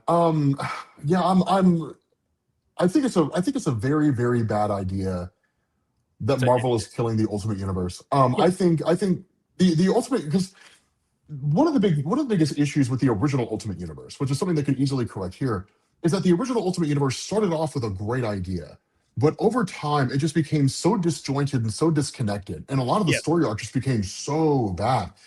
But what you're talking about here with the launch of this new Ultimate Universe is you had incredible talent on this comic line. And what made it even better is that every story felt unique and different, which was kind of a throwback to the original Ultimate Universe, right? Ultimate X-Men did not feel like Ultimate Fantastic Four, did not feel like Ultimate Spider-Man. And I think that there was ample opportunity, especially with somebody like Hickman overseeing it all, basically avoiding a lot of the pitfalls from the original Ultimate Universe. But more so than any of that, it was such a great entry point. Yes. For people who were looking to get into Marvel Comics. That's why I say I think that the biggest issue is that it was starting to overshadow the main Marvel Universe. And it was like, well, we cannot have this alternate reality over here be more popular than the main universe. Well, what's funny is that. Yeah. What's up? Go ahead. Oh, I was gonna say it's funny because like you look at the sales data every month and it's like oh, that's right. Ultimate Spider-Man outsold Amazing Spider-Man every single month it came out. Every single month. And that's the thing, like Ultimate X-Men, Ultimate Wolverine, Ultimate Ultimates, like they're all doing good. Like they're doing great sales. Yes. No, 5 years ago they would have begged for numbers that are coming out from Ultimates right now. Yeah, they're doing great. Yeah. My question to you is, have you read any of Ultimate Black Panther? I am not caught up with Ultimate Black Panther. My wife, Tiffany, loves this series. It is Dune but Black Panther. You will shit. Like read the whole thing. I got through I think the first story arc, so I know that like Eric Killmonger and Storm are a thing. It's not really Black Panther and Storm. Is there? Because one of the things that I will say that I thought was dope about it is you had the upper and lower kingdoms. Yeah. That I loved. That I loved. Yeah, dude. You I know, promise you. Khonshu and the other. Yeah, I Oh need to, yeah, I need to yeah. get caught up. Dude, I Yeah. promise you, just get the collections or read them on the on like Marvel Unlimited or wherever it is, like wherever you can Yeah. get it. Like, but get them because it's all going to be one contained story. The funny thing is, I saw apropos of the Ultimate Universe and everything being connected. Did you read the Cody Ziegler, Dennis Camp Ultimate Spider-Man Incursion series? Okay. I actually dug Incursion. Okay. I enjoyed Incursion. I hated it. I thought it was the worst thing. That said, Well, the whole purpose of the story was to restore the memory of Miles Morales. That was the only reason it was written. it's like, come on. Yeah. There's like 3 different stories that give you Miles Morales' origin or memories. That said, apparently Peach Momoko's translator was like, he was like, oh, they didn't consult us at all when they used the characters from the Ultimate X-Men book, so we're just going to ignore it. So that's why they don't reference anything. They don't reference anything. So Ultimate X-Men is its own thing. Whatever. Oh no, did we lose Sal? Did we lose me? Oh crap! Sorry. Am I back? Okay, yeah. Okay. You're okay. There you are. There you are. Okay, All right, cool. great. I was like, oh, did we lose me? Did we lose Sal? Like, Yeah. No, it's yeah. We have where there's a did snowstorm anybody right get now. that screen grab of when Sal froze because your facial expression was hilarious? You're like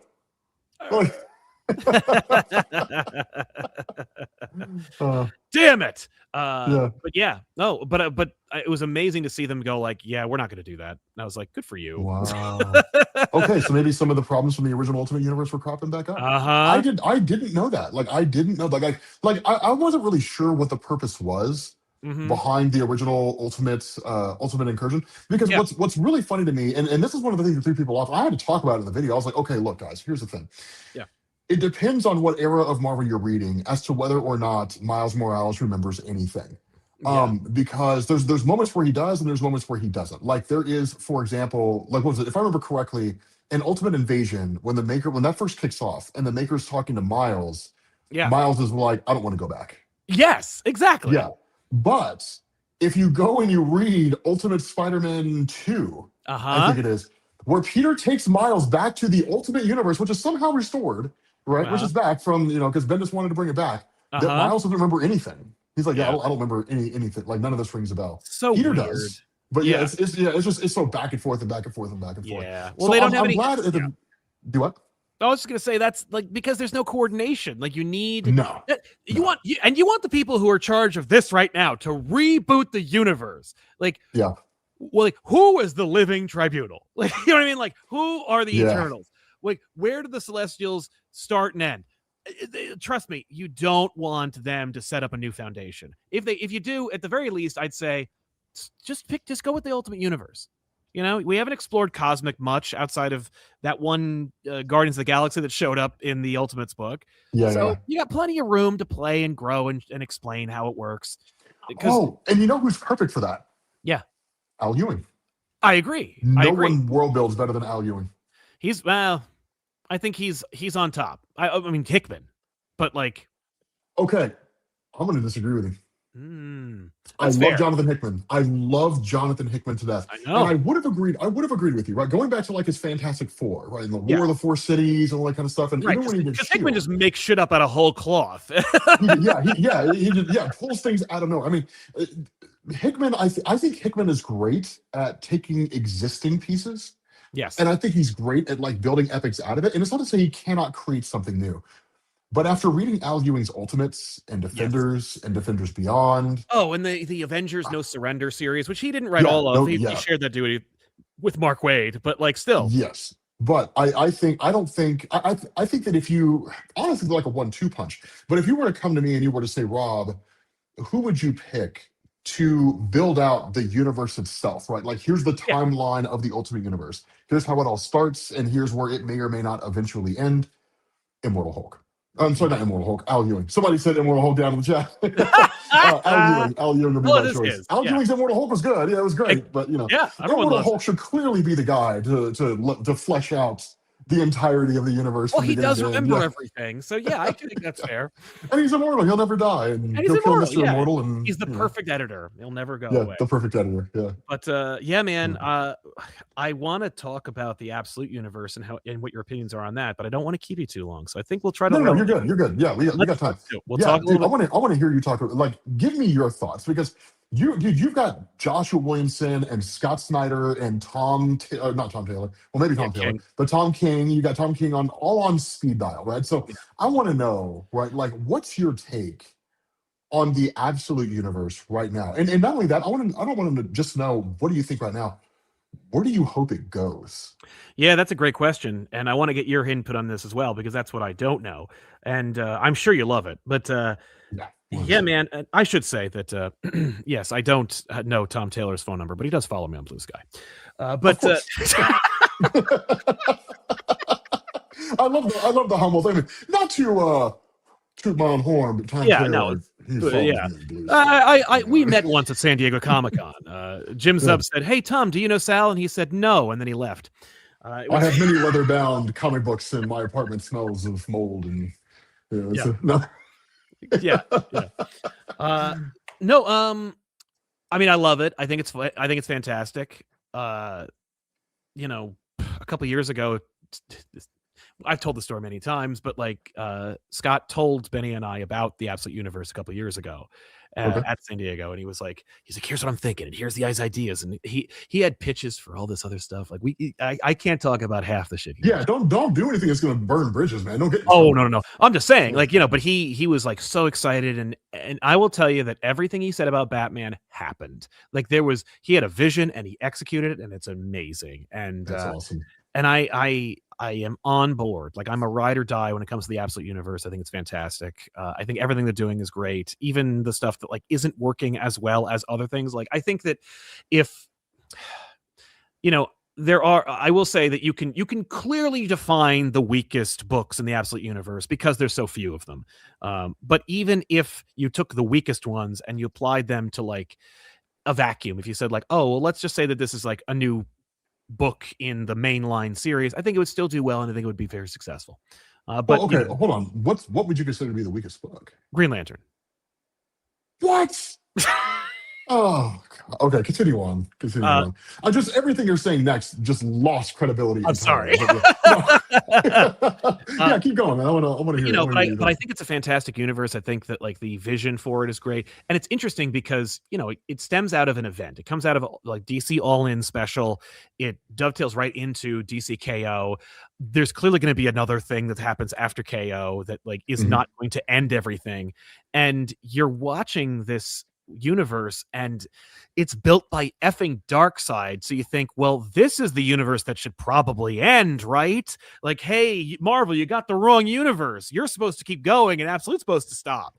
Yeah. But I'm so thankful that it isn't stopping because it is so successful. And it's not surprising that one of the masterminds behind the Absolute Universe, because you got to give credit to Joshua Williamson, he and Scott actually worked together on the whole plan and the whole formation of it originally.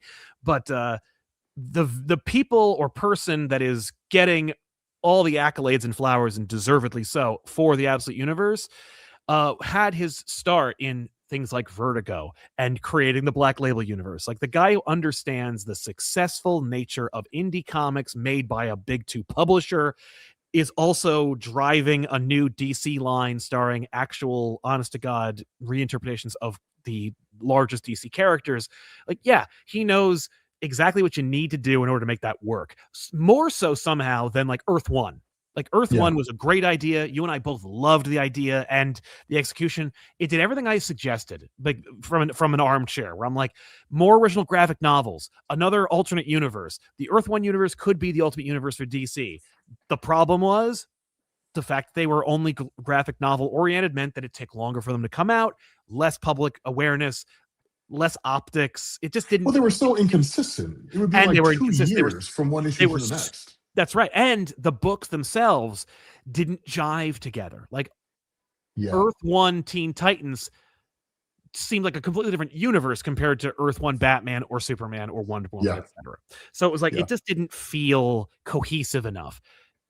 I would argue a similar problem could have arisen with Absolute, because Absolute, Wonder Woman, Superman and Batman, and Martian Manhunter and Flash, they all really feel very different from each other. Like they easily They could do. be in their own universes. And we're going to see in the next issue of Batman and Wonder Woman how they collaborate, because Batman and Wonder Woman are teaming up or crossing over or fighting. Yeah. Who knows? But I can't wait to see it. But like Yeah. for 16, 15 issues, these books have operated pretty much independently of each other and could have easily been in their own universes, but it successfully manages to say, like, hey, you can have a different tone from that one, but also still exist in the same universe. And it works. And I'm so thankful that like Scott has taken what he's learned from like helping to develop the Black Label line, working on things like American Vampire, and making these books that are like creator focused and creator driven, and applying them to these main books. I think part of the reason why Marvel is feeling like it's slipping right now is because Marvel has worked tirelessly. Like, I don't want to get on a Marvel train, but this is a quick aside. Okay. Bendis was not an editor, but still drove the entire Marvel line, to the point where when Civil War came out, which was not Bendis, and Bendis had to get out of the way, you could feel this kind of interesting conflict between Miller and Bendis. Miller's like, I'm doing this one book. It's just one book. And it was Civil War, 7 issues, nothing else. And yet completely derailed everything that Bendis was doing. And Bendis still managed to pick up the ball and run with it, but drove the line. Yeah. Tens of books, all of them falling under the purview and the auspice of Bendis's direction. I think that Marvel was like, I don't want any one creator to have that much power here. Who has the power who runs Marvel? We do. That is true. They've worked tirelessly to diminish creators at Marvel so that they can't ever be able to be too big to push around. Yes, I cannot name names, but I can tell you with 100% certainty. Absolutely. That is not all of the reason why, but that is a big reason why. It's also the reason why Marvel cut the idea of writers writing to like 150 issues, so writers don't like become bigger than the books that they're writing. Exactly. Yeah. Like Marvel editorial wants to have control at the end of the day, and the idea is like, you are writing this book, and you are writing this book for a short period of time. This is your ability to do the thing on this book, and then when your time is up, you move on to a different book. And like I said, they just rotate around and around and around. And yeah, Bendis being a part of it, but this voice in the sky, booming voice in the sky, also was like, Quesada was, or Bendis was like Quesada's boy. Like they were. Oh, they were tight. Yeah. Were like that. I mean, that's so not obvious, but it is obvious. But also, it's like, it's emblematic in the fact that like Bendis was able to do what he was able to do because he had kind of a green light from the editor in chief. It's like, he didn't have to, because really editors, I think Marvel would prefer editors drove the line. And I think that DC to some extent agrees, but then there's also the juggernaut that is Scott Snyder, the brand that says, I got this idea and we're going for it. I mean, but I think that like, you can see the proof in how it's successful. The reality is, as it always has been, you put a creator on a book and you let them cook. That's exactly what you do. I do believe in editorial restrictions. I think you get better stuff from argument and conflict, but it shouldn't be a antagonistic relationship. It should be a collaboration. And it should be a like, show us what you can do. Like, give us your best. Yes. And I'll challenge you to give me my best, and I'll put you in conditions that make you want to give your best. That's the real thing. Is like, you want to be treated well, and you want to be given the recognition that you deserve, and you want to be given the space to explore. I mean, I can't imagine that you'd get the run on Absolute Wonder Woman you've gotten. And there's no effing way anybody would probably have greenlit Absolute Batman in its current form if there was a Marvel-y expectation of, well, we'll see what happens after 4 issues. Well, that's I mean, to your point, letting writers cook, like it's one of the most important things. I think it's one of the most important things that needs to be remembered by the big two, right? Yeah. If you give Jonathan Hickman an event in 5 years to flesh it out, he's going to give you the greatest comic book epic you've ever read. No disrespect to anybody who is currently or in recent memory has written Batman, so Tom King, Matt Fraction. That crown goes to Scott Snyder. Thanks for coming out, guys. You can collect your prizes at the door. Joshua Williamson, when he picks up a comic, is going to take you on an adventure. Right? You're going to laugh, you're going to cry, which is why his Iron Man run should be highly anticipated and pretty excited. It's also me kind of, hey, Joshua Williamson. I've talked to him like twice over the course of my life. Let me buy you a beer sometime. And Tom Taylor, right? Like all these writers have something solid to offer. And if a publisher comes along, take the reins off, man. I mean, like, it's not like, okay, worst case scenario, it turns out Scott Snyder's every bit as crazy as some people may have suspected that he was. And he writes a Batman comic and it goes totally off the rails in like the worst way possible. Okay, well, who gives a shit? It's an alternate reality story. So it doesn't matter if that happens, right? It's not tanking Batman in the main DC universe. So, but I will say, like, because I was talking to Snyder, right, in DMs, and he was like, what did you think about Absolute Batman number 15? I was like, I gotta be honest with you, man, this Absolute Batman run is better than your new 52. Like, and that's a bold statement to make. Because I understand what I'm saying, right? The new 52 run was phenomenal. It was incredible. Batman locked in the labyrinth, the idea of the Court of Owls. I mean, these are revolutionary ideas for the Batman mythos at the time that they were coming back.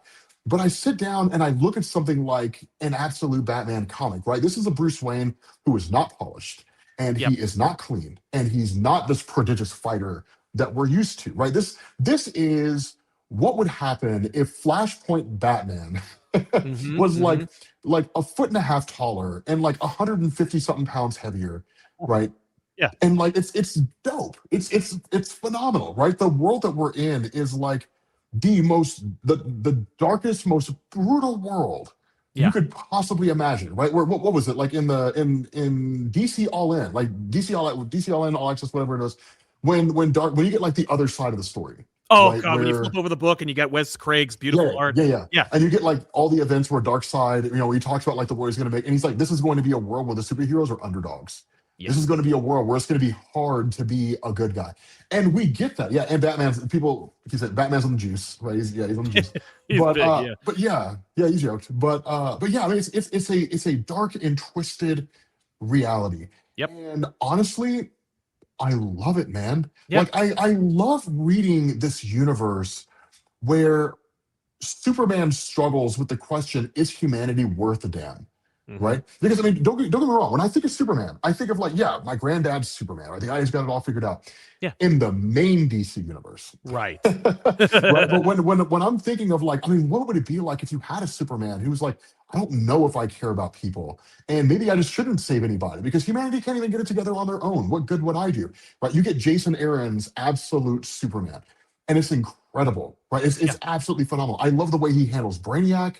I love Wonder Woman. Absolute Wonder Woman is amazing. Like it's honestly, I would say Absolute Wonder Woman is the best she's been since Greg Rucka back in the day. And when I say Greg Rucka, I mean like the pre-New 52 run. I'm sorry, the pre-Rebirth run. Well, I guess something was pre-New 52. Yeah, New 52. And then the Azzarello run. Yeah, and then like the Rebirth run, right? That was incredible, right? She like, it turns out she never actually, what was it? She never actually went back to Themyscira. She was like hallucinating the whole time or something like that. I can't remember. Yeah. But like it's the best it's been since Greg Rucka was writing Wonder Woman. I agree. And so Wonder Woman is solid. Green Lantern, as you mentioned that, I can kind of see where you're coming from, because Green Lantern is the slowest burn out of all of them. But it's also traditional Al Ewing writing, right? It's like, I mean, it feels like Immortal Hulk, right? It feels like all that stuff, right? It's just a really, really slow run. But it's Al Ewing who's writing it, right? It's Al Ewing. Yeah, it's a very, very slow run because we're what, like 9, 10, 11 issues in or something like that. And we're just now learning about like the Red Lanterns and the Blue Lanterns and all that kind of stuff. What passes for traditional Lantern Corps. And it's a lot more complex. I will say that. The way that Al Ewing's handling it is oh my God, it's like Rao, and then like there's like 4 rankings within each light level. And it's like it almost makes me feel like I have to go into Green Lantern with a math book, right? Like it's yes, that's fair. That's fair. Yeah, it's a very different. It's wild. it's a singular vision. That's the thing. But like, and Yeah, it's gonna ride or die based on whether you know whether you like that vision or not. Thankfully, Batman, Wonder Woman, etc., has like really reached the audiences that I knew they could reach. The Absolute Universe, I think, is it's a testament to the philosophies that Scott and Josh and others are like have been touting for years, which is just trust your creators and give them yeah, some space. Not like enough rope to hang themselves, but certainly enough space to make something special and give them incentives. I think that Absolute Martian Manhunter is the prime example of that, where it's like, yeah, do something else. Give yeah. me something Something else. that's so starkly different from a Martian Manhunter book too. And to Yeah, your point, yeah, I mean, I think that the Absolute Universe proves you can tell stories about characters that are dark and are also exceedingly different from what we're used to. Because I mean, if we were talking about, because if you're talking about the idea of, okay, well, here's an alternate reality story where the story is really, really dark. Okay, cool. So like Brian Azzarello's Joker or Lex Luthor, right? yeah, Like those are alternate reality stories. Yes, they're really dark. But it's if you go and you read Joker or Luthor, they don't feel anything like the Absolute Universe, right? right. Yeah, they feel completely and totally different. The way the Absolute Universe is done, I think you're 100% right. I think you nail it on the head. It's the answer to the question of what happens when you sit a writer down and you say, "There's no rules here, Yeah, right? There's no restrictions, there's no limitations. Give me your vision on how you would handle this character, and just make sure it ties into everything else that's going on." And then yeah, you get Absolute Martial Manhunter, which just feels like an LSD trip. But yes. it is it's one of the most unique, one of the most beautifully drawn, Mm, and one of the most incredibly written comics that I think I've ever read. Circling back to Martial Manhunter, I'm sorry, Absolute Green Lantern for a minute. yes. I think Absolute Green Lantern is going to be one of these stories where it's going to be divisive Mm, until Al Ewing finishes it. And then when people go back and start reading it as a collected edition, people are going to be like, it's one of the greatest Green Lantern runs of all time. yeah. I think that's what's going to happen. I think that's what's going to happen. I Yeah. genuinely hope so, because I want it to be a successful. I want people to I be love it. excited I about adore it. it. Yeah. And I love Yehoni Lindsay. I think he does a great job. Like he's really like every issue is looking better than the last one. Um, Mhm. and then there's Absolute Flash, which like is nobody's favorite book, but I still think is doing a really good job. Like it's You don't like Absolute Flash? no, I like it a lot, but it's not, it's not even the top 3. It's just like, and Oh, it's yeah. It's not because at the there's top so of many anybody's great, list. it's so many Yeah. great like books out there.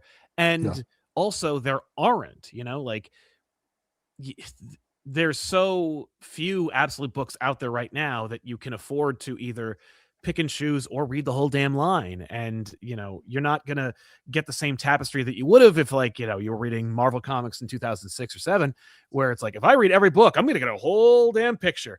With Absolute Comics, it's more like, oh well, I'll pick up all the Absolute books and get all individually great stories that hopefully will one day converge into a story that's about the universe or something.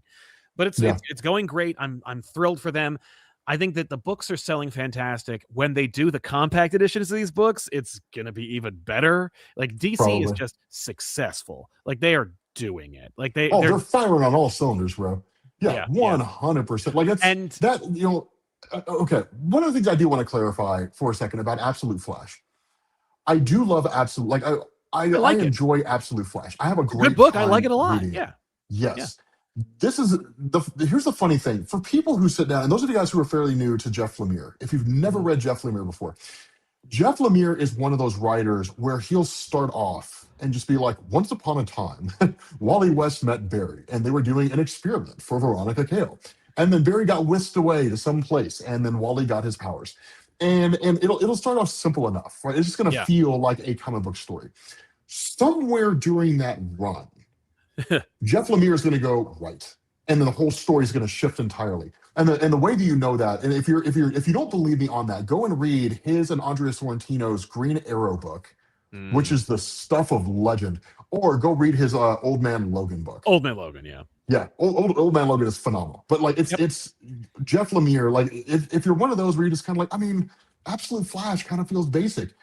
No, like let Jeff Lemire, to the point that I was making, let the guy create, right? Let him Exactly. cook. And I Yeah. promise you, like Jeff Lemire will totally change your mind. Like And that's he's the Jeff thing. Lemire is one of the greatest comic writers of all time. So yeah, He's great. Yeah, he knows what he's doing. And it's wonderful because like there's a great opportunity where he's given the mileage to try to tell a story that he wants to tell the way he wants to tell it. There's not gonna. It's not like with the main Flash book, which was written by Cy Spurrier for a while, where it's like it's Tiffany's favorite book and nobody else's, and it's because it's Cy Spurrier and she thinks it's amazing, and it's just like it just didn't feel like a Flash book, and you could feel like this like pressure, like. When it started, they were like, Cy Spurrier, you know what you're doing. Give us Flash. And he was like, here's something really dark and weird. And people were like, I do not like this. And you could feel at some point they like the pressure coming on going like, can you make this like a Flash book, please? And he did. And it was even better. And the audience dropped it by that point and it was over. But like, wait, did he do 1 Minute War? I don't remember. I think so. Okay. If it's on the moon, then yes. Because I loved 1 Minute War. I thought it was cool. The whole comic book storyline happens in the span of 1 minute. Like it's a phenomenal Flash. Yeah, that is not the one. That's a different Jeremy one, but it's Adams. still cool. Okay. Yeah, Okay. Jeremy Adams came Jeremy after and is doing a great job. But in the Absolute Universe, like you can take the time to make your story. Like if it feels like it's taken, you need time to do something else. You want to flesh out another avenue of that story. Go ahead, go for it. Let's take a minute. Yeah, take your time. We got time. It's selling fine. To the point of like selling comics and how successful it is, because we're talking about like DC really doing like good work. If you look at the end of the trailer or teaser for Supergirl, the last thing you see after the names come up is an ad for the book. Yeah. How many Marvel trailers have done that? I believe it's a big old goose egg, baby. Yeah, it's zero. There's never been an instance. Well, I don't know. Marvel might do it now because recently they announced they renamed Infamous Iron Man to the Rise of Doom. Yeah. So what does that even mean? It doesn't mean anything. It doesn't mean anything. It's not like he rose to power. It's just Dr. Doom became Iron Man after Tony Stark died in Civil War II. And he did it for a little while. And like, he didn't like become Iron Man. It wasn't like he became Iron Man and then the story turned into Emperor Doom where he conquered the world. Like that's not what happened. Yeah. He just quit. Like Dr. Doom was Iron Man for a little while, got someone pregnant, and then left. I totally forgot that he got her knocked up. Oh, yeah. So you're talking about the doctor chick, right? Yeah. And then the Candle book came out, and he was like, "Oh, it didn't work out." Yeah, he was like, that's it, one panel." Yeah. Weird. Oh my god. It's 100% marketing. But that's the funny thing is I don't necessarily like to do the Marvel versus DC thing anymore, mostly because as I've gotten older, I've realized that it just kind of, I think it puts writers in uncomfortable positions, where it's just kind of like, if I say, oh my God, DC is definitely doing a better job than Marvel, I feel like it disrespects a lot of the great writers that are working at Marvel right now. I hear what you're saying. I can never pronounce his name correctly. Muriwa Ayodele. Oh, Murewa Ayodele. Yeah, Murewa. Murewa Ayodele. Yes. Iodele, yeah. A part of me wants to like make up a name for him, but then I feel like I'll just be exceedingly disrespectful, right? Just call him in. But yeah, I need to interview him sometime.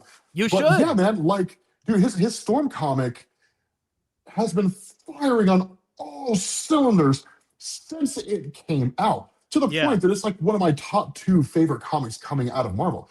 The issue, and this is why I'm not the biggest fan of Marvel coming in and doing like these great big huge events, right? Like the Age of Revelation. The Age of Revelation as a concept is cool, but the problem is that, right? All right, I guess I was never really that interested in Doug Ramsey's Cypher, right? It never really mattered to me. The idea, you know what? Let's have this conversation, Sal. The idea of the way that the fall of the House of X, Fall of X happened. It was so dumb. Because I get that writers did it was an editorial decree, right? So by no means am I telling you guys the writers were terrible. It was the writers' fault. No. Right? It was 100% Marvel editorial, and they were just like backed into a position where they're like, okay, I guess we have to do that. But the way it was done was so poor, and the idea of Apocalypse, where it's just like, oh, the House of X is falling. Blarg, I'm just going to be old Apocalypse again, and just starts attacking everybody, all over again. And it's just like, all right, this is stupid. But the idea that he takes Doug Ramsey and he's like, you are going to be my new Herald Revelation. And it's like, I mean, I guess, I guess. It's not to say that I thought it was bad. It just wasn't necessarily for me. But it puts all the X-Men books on hiatus. right? Like Age of Apocalypse, it just puts everything on a hiatus for like 6 months or something like that. So if you're someone where you sit down and you're like, you know what, I'm not really feeling Age of Revelation, then you miss out on Rogue Storm, which, full transparency, is a dope ass comic. Like that and Gail Simone's X-Men comic right now. What is it? The Unbreakable X-Men? Oh yeah, that's right. Yeah, under the new Age of Revelation banner. Yes, yeah. Her Uncanny X-Men was incredible. Gail Simone's Uncanny X-Men was absolutely nuts. Have you read it? Did you read her? I read the first arc and then I dropped it. Oh my god, dude! No, it's so good. Like her Uncanny X-Men was so good. And for, like, admittedly, I was on the fence. I read Jed McKay's first two runs or first few Arcs, issues. Yeah. And I was like, okay, Jed McKay, I love you to death, man. I'm gonna stick with Moon Knight. Big time. Right? Jed McKay's Moon Knight is peak. His X-Men, amazing. and that's the thing. My Tiffany loves Jed McKay on Moon Knight. She was like, she is not a Moon Knight fan. She picked up his first issue. She was like, I'm in, and read all 6 reboots of Moon Knight that Jed McKay has written. She's read them all. Yeah. But she, and this is her like opinion, I tend to agree with. Jed McKay, if he's on a character, is gonna freaking rip. If Jed McKay's on a team, he is gonna fumble the bag. You know what? I agree with you 100%. Like, Avengers, I agree with you like, 100%. His X-Men run, and maybe I was kind of hesitant, right, to sort of be like, it's X-Men run, because I don't want to be like, Jed McKay, and like, make the guy feel like I'm tearing him down. No. Jed McKay's He's X-Men amazing. is not for me. Like Jed McKay's X-Men is not for me. But his Moon Knight is I never enjoyed Moon Knight more than when Jed McKay was writing. How did Tiffany feel when he had that moment where he goes into like the whole meeting with the vampires? And like he blesses the sprinkler water. It's awesome. Yeah, and like turns it to holy water. Yeah, dude, it was like an amazing moment in that comic. Yeah, no, she has been hyping up Moon Knight since it started. She's like, this is freaking amazing. She loved Alexander Capuccio's art on that one. Dude, it's some of the most beautiful art that I've ever seen in a comic. Yeah, and you're watching like, it's funny because you watch Cappuccio like grow and just get better and better with each issue, and then they were like, yeah, you're great, you're gonna do Wolverine now, bye.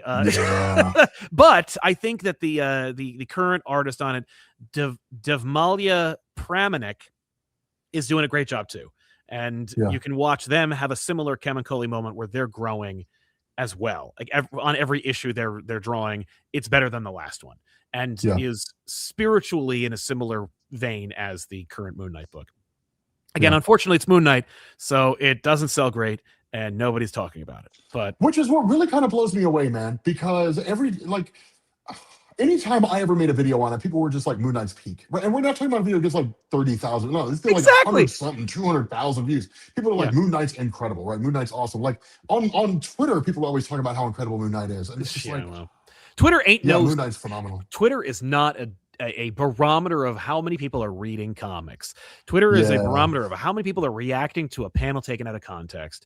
Like, that's true. And you know what the sucky part is that in the industry, people are talking about it where they're like, but it's so popular on Twitter. That is not a metric. No.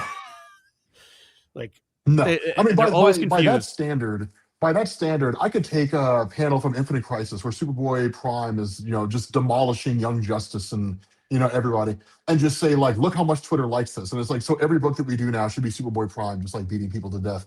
Yeah. Which admittedly I would kind of read. I'll be honest, man, as much as I love DCKO, there's a part of me that loves the idea that Superboy Prime is just like a stand-in for the reader. And just like all this meta commentary. But then another part of me is just kind of like, I want to see Superboy Prime just demolish some shit. You must be reading Superman. Josh Williamson, Dan Mora, it reintroduces Superboy Prime. He's back. Yes. He is beating the living crap out of or killing the Legion of Superheroes or the Dark Legion. No, dude, he escaped he escaped by the skin of his teeth. Yeah. But now he's back in the main universe fighting them off with Superwoman. And that's true. Yeah, and it's awesome. Like he's doing. But okay, look, it's awesome. It's awesome. But like when I think of Superboy Prime, you're thinking of Infinite Crisis where he's like popping heads. Infinite Crisis, and he's tearing people's arms off. Yes, right. And I mean, there's even a point right in the newest issue of Superman where she's like, where Lois is like, I thought you don't do that anymore. And he was like, I mean, I said I could. I didn't say that I would. I'm different. I'm different. No, you're not. Prime. Dude, there is a part of me because I trust it. Like I trust Williamson. There's a part of me, and Williamson, please, if this isn't the case, like I don't know if you can just like go back and just write the comic really fast so it does happen this way. But like I really want to see him show up in the tournament, and I want to see him just start manhandling people. Oh, that's right. That's what reminded me because like he's like, whoa, I'm sorry. Is there a tournament going on? Yeah. Like I should be in that tournament. Yeah, there's a part like because he's supposed to show like I think the tease at the end of the most recent issue was like Superboy Prime enters DCKO. Yeah, we'll see. Speaking of which, Sal, my guy. Okay, we got. How have we not talked about DCKO? Okay. I know, right? It's great. It's beautiful. Okay, it's awesome. It's cool. Dude, it's fun. I have every issue of DCKO up to this point. Has just been nectar of the gods, and especially like in the most recent one, where Superman finds the mystery item, which is the Omega Sanction, and I never saw it coming in a million years. Like there was a part of me that was just kind of like, okay, so like what's this mystery item? Like I was thinking like maybe it was like some new form of kryptonite, or something like that.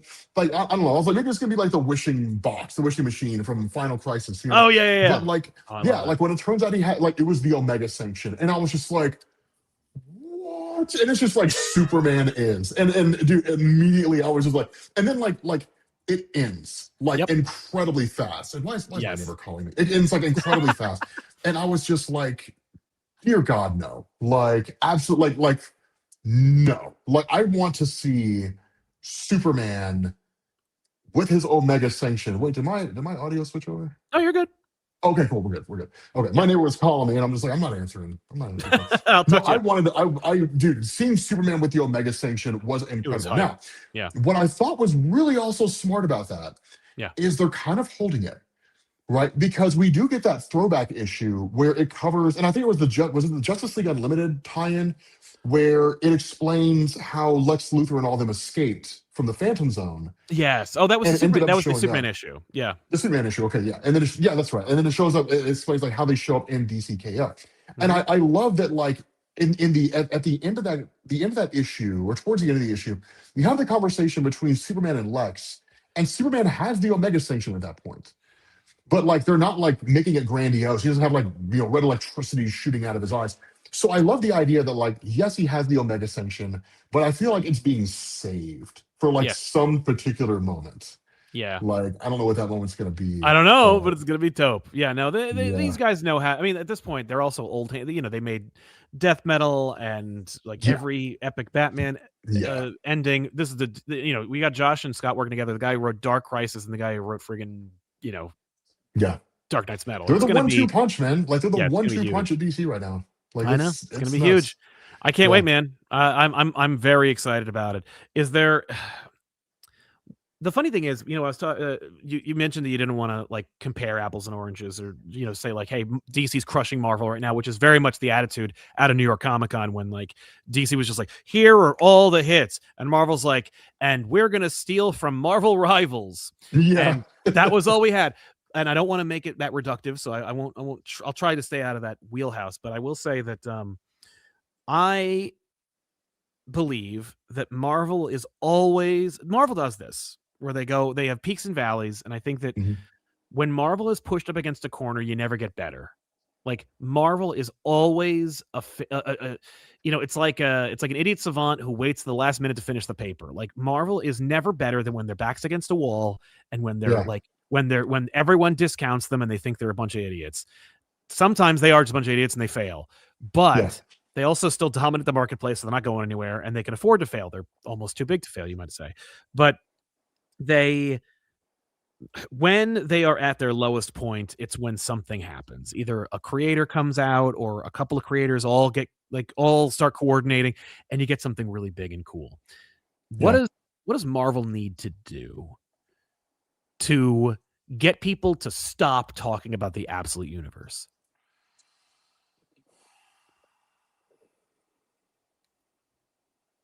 Because clearly it is like, as much as I am excited for a Chip Zdarsky event, clearly the mic drop isn't Chip Zdarsky's writing a Marvel event. Like Marvel needs to build back up their space side. They Well, they're need doing that. to. They're doing No, they're that. not. No, they're Yeah. not. They're pissing it away. They What's his, like no, what's they his name? no. They just announced that the writer from one of the writers from Annihilation. Yeah, you're talking about Nova. Yeah. Well, You're no, talking about the Nova Nova's series. there's that great Jed McKay Nova book, but no, I'm talking about there's a new. Wait, are they bringing back Dan Abnett? Yes, Dan Abnett is doing a new space book. What? Okay, cool. There's the win right there. There's the win right there. You think that's the win? Because okay, it's the one thing Marvel lacks. Like, and it's the one thing that Marvel has always had an upper hand on when it came to DC.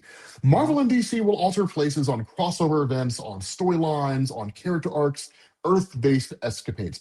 But when Yes. it came to like stuff happening in space, Marvel always had DC beat. Like Yes. 100% they had DC beat. Even if Yeah. you're talking about the pre-Dan Abnett days, and you're talking about Jim Starlin and Yeah. Roy Thomas, and back then in like the 70s and 80s, and the introduction of Rocket Raccoon and old black and white comic, like even when you're talking about stuff like that, like yeah, Marvel still had the space element locked down. It wasn't Yeah. nearly as organized as it was when Dan Abnett came in. But like from Annihilation running Yeah. all the way up until basically Secret Wars 2015, Marvel had the cosmic side locked down. I could never care less about Space DC. Like Space DC does not appeal to me at all. Marvel's is so jam packed with things that I think either I that look cool or are cool and or mean something to me. Like I if I had to pick a universe to live in, it would easily be Marvel, just based on the cosmology alone. And it's just, and I think it's just because DC is a patchwork universe that's made up of a whole bunch of different ideas and different characters and universes that are all one big universe. It's not like there was a grand cosmic team up of Jack Kirby and Stan Lee going, here's what space looks like. Here's what everything came from. Yeah. And well, because it was never their main focus. I think DC's failure in that was they spent. Well, I don't know if you'd really call it a failure because some incredible stories came out of that era, but it was Vertigo, right? Yeah. Everything with like their magic mysticism side was Vertigo stuff. DC 100% has a lockdown on magic. Like DC's magic is better than Marvel's. Yes. Oh, 100%. Oh, well, dude, if we're talking about like the mystical side, Marvel's got Doctor Strange, cool. They got Brother Voodoo. They got a few other people. No. Magic, maybe. DC's got John Constantine, Swamp Thing. Right? Like they have all that. Madame Xanadu, Zatanna, right? And you Detective Chimp. I mean, they have like that whole Vertigo mystical side. I wish they would do more with it. Because in my mind, Justice League Dark was incredible. Great. It was a phenomenal comic. Yes. Yeah, like what was the name, the villain, the alternate God. The Upside Down Man. Yeah. The Upside Down Man. Yeah. Dude, that guy was like just godly powerful. I mean, but when it comes to to your point, like the whole organization, right? Like cosmic entities. This is how it started, right? And this is how it ends. Like, I think the presence has appeared in something like 11 or 12 issues, maybe. Within DC Comics, they don't necessarily have any of their cosmic stuff lined out the same way Marvel does. Yeah, and it kind of sucks. Yeah, so I think cool. Like I think All In did a nice job of kind of like laying it out in a more like comprehensive way, but it was still by way of Darkseid, who at the end of the day is like the coolest, and so ergo we're gonna pin all of our all of our hopes and dreams on this guy. But it's just you see who does what better. Like Marvel has cosmic lockdown, DC has magical lockdown. When it comes to street level superheroes, it's a toss up. Maybe DC has, or maybe Marvel has an edge on them based on how many there are versus DC. It's like you think of street level heroes in DC, you're thinking immediately like Batman, Green Arrow, and I guess that's it. And with DC, it's like everybody, or Marvel, it's like everybody except for the ones. I don't know, man. I think the Bat Family makes up for.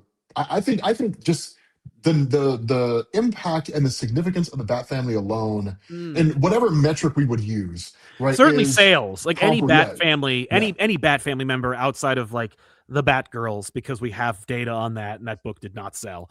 But Robin, Nightwing, Batman, and any variations thereof are going to outsell. I mean, I don't know though. I mean, Daredevil has come up in the years. Well, I don't necessarily even mean outsell. I just mean like interest, right? Like at any given moment, if you sit me down and you present me with a comic from any member of the Bat family, save Yeah. maybe Nightwing, depending on the on how I feel.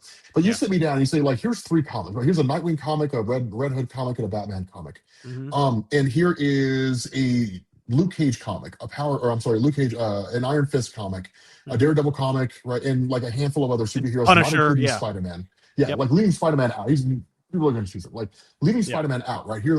I would probably choose a Bat family comic Mm. 9 times out of 10. Yeah, you know what Yeah. else doesn't hurt is the Batman influence. Fact is, Deadpool is a book that Marvel, for some reason, can't keep on the stands without canceling it, and yet, when he teams up with Batman, #1 book of the year. Yeah, I But know. It's one of those weird things, man. It's one of those weird things because I think people love the idea of Nightwing. They love the idea of Dick Grayson. they But do. when it's like, hey, man, like, did you read the newest newest Nightwing book? No. Yeah, unfortunately, I have encountered that way too often. Is I read some of it. I read some of it. Yeah. I think there's more. Those all those characters have the benefit of getting the Bat bump. Like Yeah. a Red Yeah. Hood book comes out. Well, there's always a chance Batman might show up. Yeah. No, sales 100%. split, Batman shows up. Yeah. 100%. I mean, that's literally DCKO Night Fight, right? And which, by the way, Oh, one I of the love best Night Batman Fight. books that I think I've ever read. Yeah. So it's gorgeous. It's incredible. good looking. It's fun. It's cool, and it's a great little side book where like Batman doesn't overshadow anybody in the main DCKO book, so that like by issue 3 or 4, Batman can show back up and be like, "Ha ha!" Yeah, exactly. Okay, so here's a question I have for you, right? Yeah. If we're talking about, okay, so like DC and their cosmic landscape and all that kind of stuff, is just sorely lacking in comparison to Marvel. How do they expand on that without making it feel like a repeat of like Dark Crisis, right? Another reboot in DC. Well, they just won't reboot. I mean, like, I think that the plan is not to reboot, which, I mean, thank God. Like, I think that when it comes to where DCKO is going, I think that the plan is, I think maybe they'll think they're going to reboot. I mean, they even referenced it in the first issue where they're like, we're going to reboot. And I'm like, don't reboot. We can't always reboot. But I think that, I think it's working. I think people, and that's really the secret sauce. It's why it was working. It's why the Ultimate Universe always worked, and why Absolute is working, and why New 52 didn't work. New 52 worked initially as like a huge bump. People were like, new Batman, new Superman, you can jump on right now. Great. And if I've been reading for 20 years, get fucked. That's it. Like, you gave them no, that's not true entirely. If you read for 20 years, you get in that 5-year window when superheroes first popped up. Batman's back was broken, and Jason Todd died, and all that Gordon got shot, and couple of those. Yeah, well, what? Hi, yeah, I'm like I'm a Hawkman fan or a Green Arrow fan. What happened in my continuity? Nothing. But if I like Batman or Green Lantern, I guess I'm okay. And it's like, yeah, you're fine. But like. Outside of that, get out of here. We don't want you. They gave you a choice. They were like, you want new Batman? Here's new Batman. You like old Batman? Here's old Batman. No problems. Yeah. It all happened with Marvel. Same deal. Hey, you people who are complaining about one more day, here you go. Here he is. You're welcome. And guess what? I bought it. So then what would be your idea for like their cosmic side? Like, how do you handle that? For Marvel? Or for DC? No, for DC, for their cosmic. I mean, because obviously, okay, so they don't reboot, right? Mm-hmm. Oh no. So I mean, what do you do instead? Like, do you use the vertical concept to kind of bring in, like, do you do what DC did in the aftermath of Jack Kirby bailing when he made the Fourth World, right? You basically just start bringing in all these elements from the outside. I mean, Darkseid and Highfather and the New Gods and Apocalypse, sure, like that's all main DC stuff, right? And at any moment, you could see Darkseid appear in a comic, depending on what direction DC's going in. Yeah. But like Death of the Endless or Dream or Sandman, right? Or something like, you don't really see any of that showing up in like the main DC universe. So do you think that should all stay separate? Or would you bring that stuff closer in line? Like launch an actual Justice League Dark book that expands out on all that stuff, as opposed to like Wonder Woman teaming up with Zatanna to like fight some villain somewhere, Like, I mean, I think it's working as it is. I mean, like, you don't mess around with the main universe. You play with the cosmic side, or the like you said, the Vertigo side. I guess like if you got a good pitch, I mean, just apply. I would apply what we do with Absolute to everything, where it's like,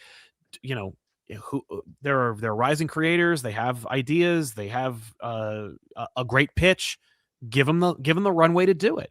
And if it's a smaller niche character that like maybe doesn't historically sell great, you tell them ahead of time, we're getting X-Men issues. Maybe it might be better suited for a black label book because it'll be maybe like the artist can play with a larger format. You can have more pages per issue, so you can really get like you can squeeze another issue or two out of that run, and then test the waters, see if people are prepared for it.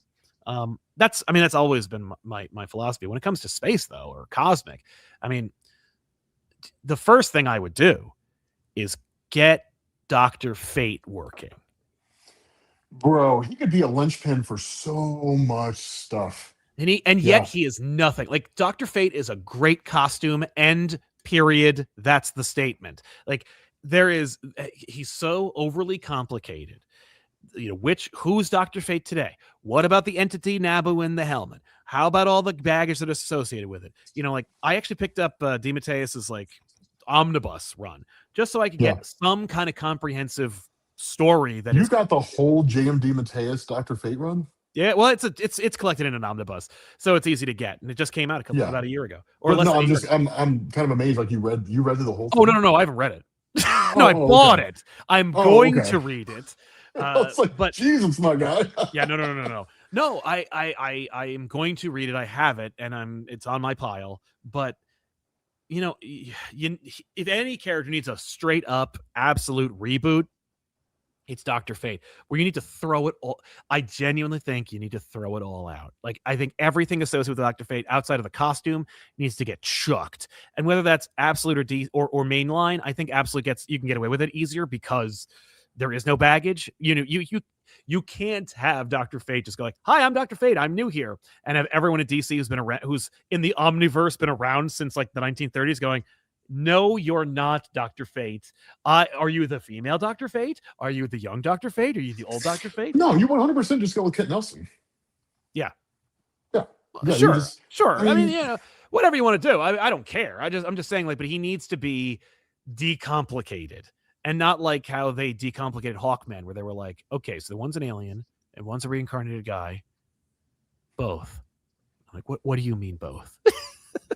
I mean, that's not a bad idea, because as soon as you start talking about the idea of Dr. Fate, my mind immediately goes to that moment from Avengers and New Avengers from Hickman, where Molecule Man takes Dr. Doom into the past of an alternate reality. Yeah. And it's just kind of like, so here's how all the pieces fit together. And it's just kind of like this just exposition, right? This tell-all comic book. And by the time you get to the end, you're like, so that's how the incursion started, and that's why the Beyonders are, that's the whole grand experiment and everything. And like just a one-shot comic with Dr. Fate based on what DC wants to do with him going forward. Because there's all kinds of one-shots where Dr. Fate like explains everything in the DC universe. That's true. Like a modern day one-shot where it's like, we're going to reboot Dr. Fate essentially, coming out of DCKO or whatever. And like we're just going to go forward from there. It's like, well, why are you rebooting Dr. Fate? I don't know, man. Darkseid rode by and shot him in the face. And now we're going to, You know why? Because he reset himself. And now because he looks awesome, and Pierce Brosnan was great as him in that movie that no one liked. Such a wasted opportunity. Dude, Pierce Brosnan was incredible as Kid So Nelson. great. I loved it. Incredible as Dr. Fate. I was like, it's working. This is working. Yeah. But yeah, man. So, all right, we've been talking for 2 hours, so I think we need to wind down. But yeah, we probably should wind down. Let's tease. That's the downside, man. This could go for like another 2. So that's true. It's been so long. What didn't we talk about that we would have gotten to in 2 hours? We'll tease. Let us know in the comments down below. What did we miss that we should have talked about for the next 2 hours? But more importantly, of course, Supergirl Woman tomorrow. There's a teaser out. Check out that teaser and go see the movie when it comes out in June or July. I don't remember. What a hell of a commercial that was. But man, it looks very drastically different from the book, but also I think it's because it's a teaser and it's cleverly cut. I saw someone try and compare like the ship, one of the ships, to like basically the pirate ship in space that's in later in the series, and I'm like, brother, that's the bus. It's the bus they get on in issue 2. It's not the pirate ship. So hang in there if you like this. If you read Supergirl Woman tomorrow, give it a try. If you've never read Supergirl Woman tomorrow, buy it. And 100%, you guys need to read it. But yeah, man, you guys absolutely need to read it. You got to read it, Betty. But Rob, it was great to have you. Thank you so much for hanging out with us. And yeah, 100%, man. When you do what this are you again? working on next? Yeah, Where are you, when you do this again? what's happening, buddy? What's going on? I don't know, man. Explained? I plan my videos out maybe like a day ahead. Maybe I might do like Wonder Woman versus Lobo tomorrow. Yeah, I don't know. Yeah. You I haven't should. figured it out yet. Well, Lobo appears in the teaser, so I guess it's probably. I mean, this is pleading ignorance. I'm sorry, but have you covered Supergirl Woman tomorrow on Comics Explained? Actually, I started the first issue today. Yeah, I dropped the first one today, and then I'm just going to kind of. Well, that's I'm probably so going to do great. this like a background video. So You and I were talking about this. Yeah. Where you were like, oh, I'm starting. That's right, because you said, oh, I'm doing Supergirl Woman tomorrow, the day it drops. What are you doing for back issues? And I was like, oh, Spider-Man versus Venom. And you're like, oh, Sal.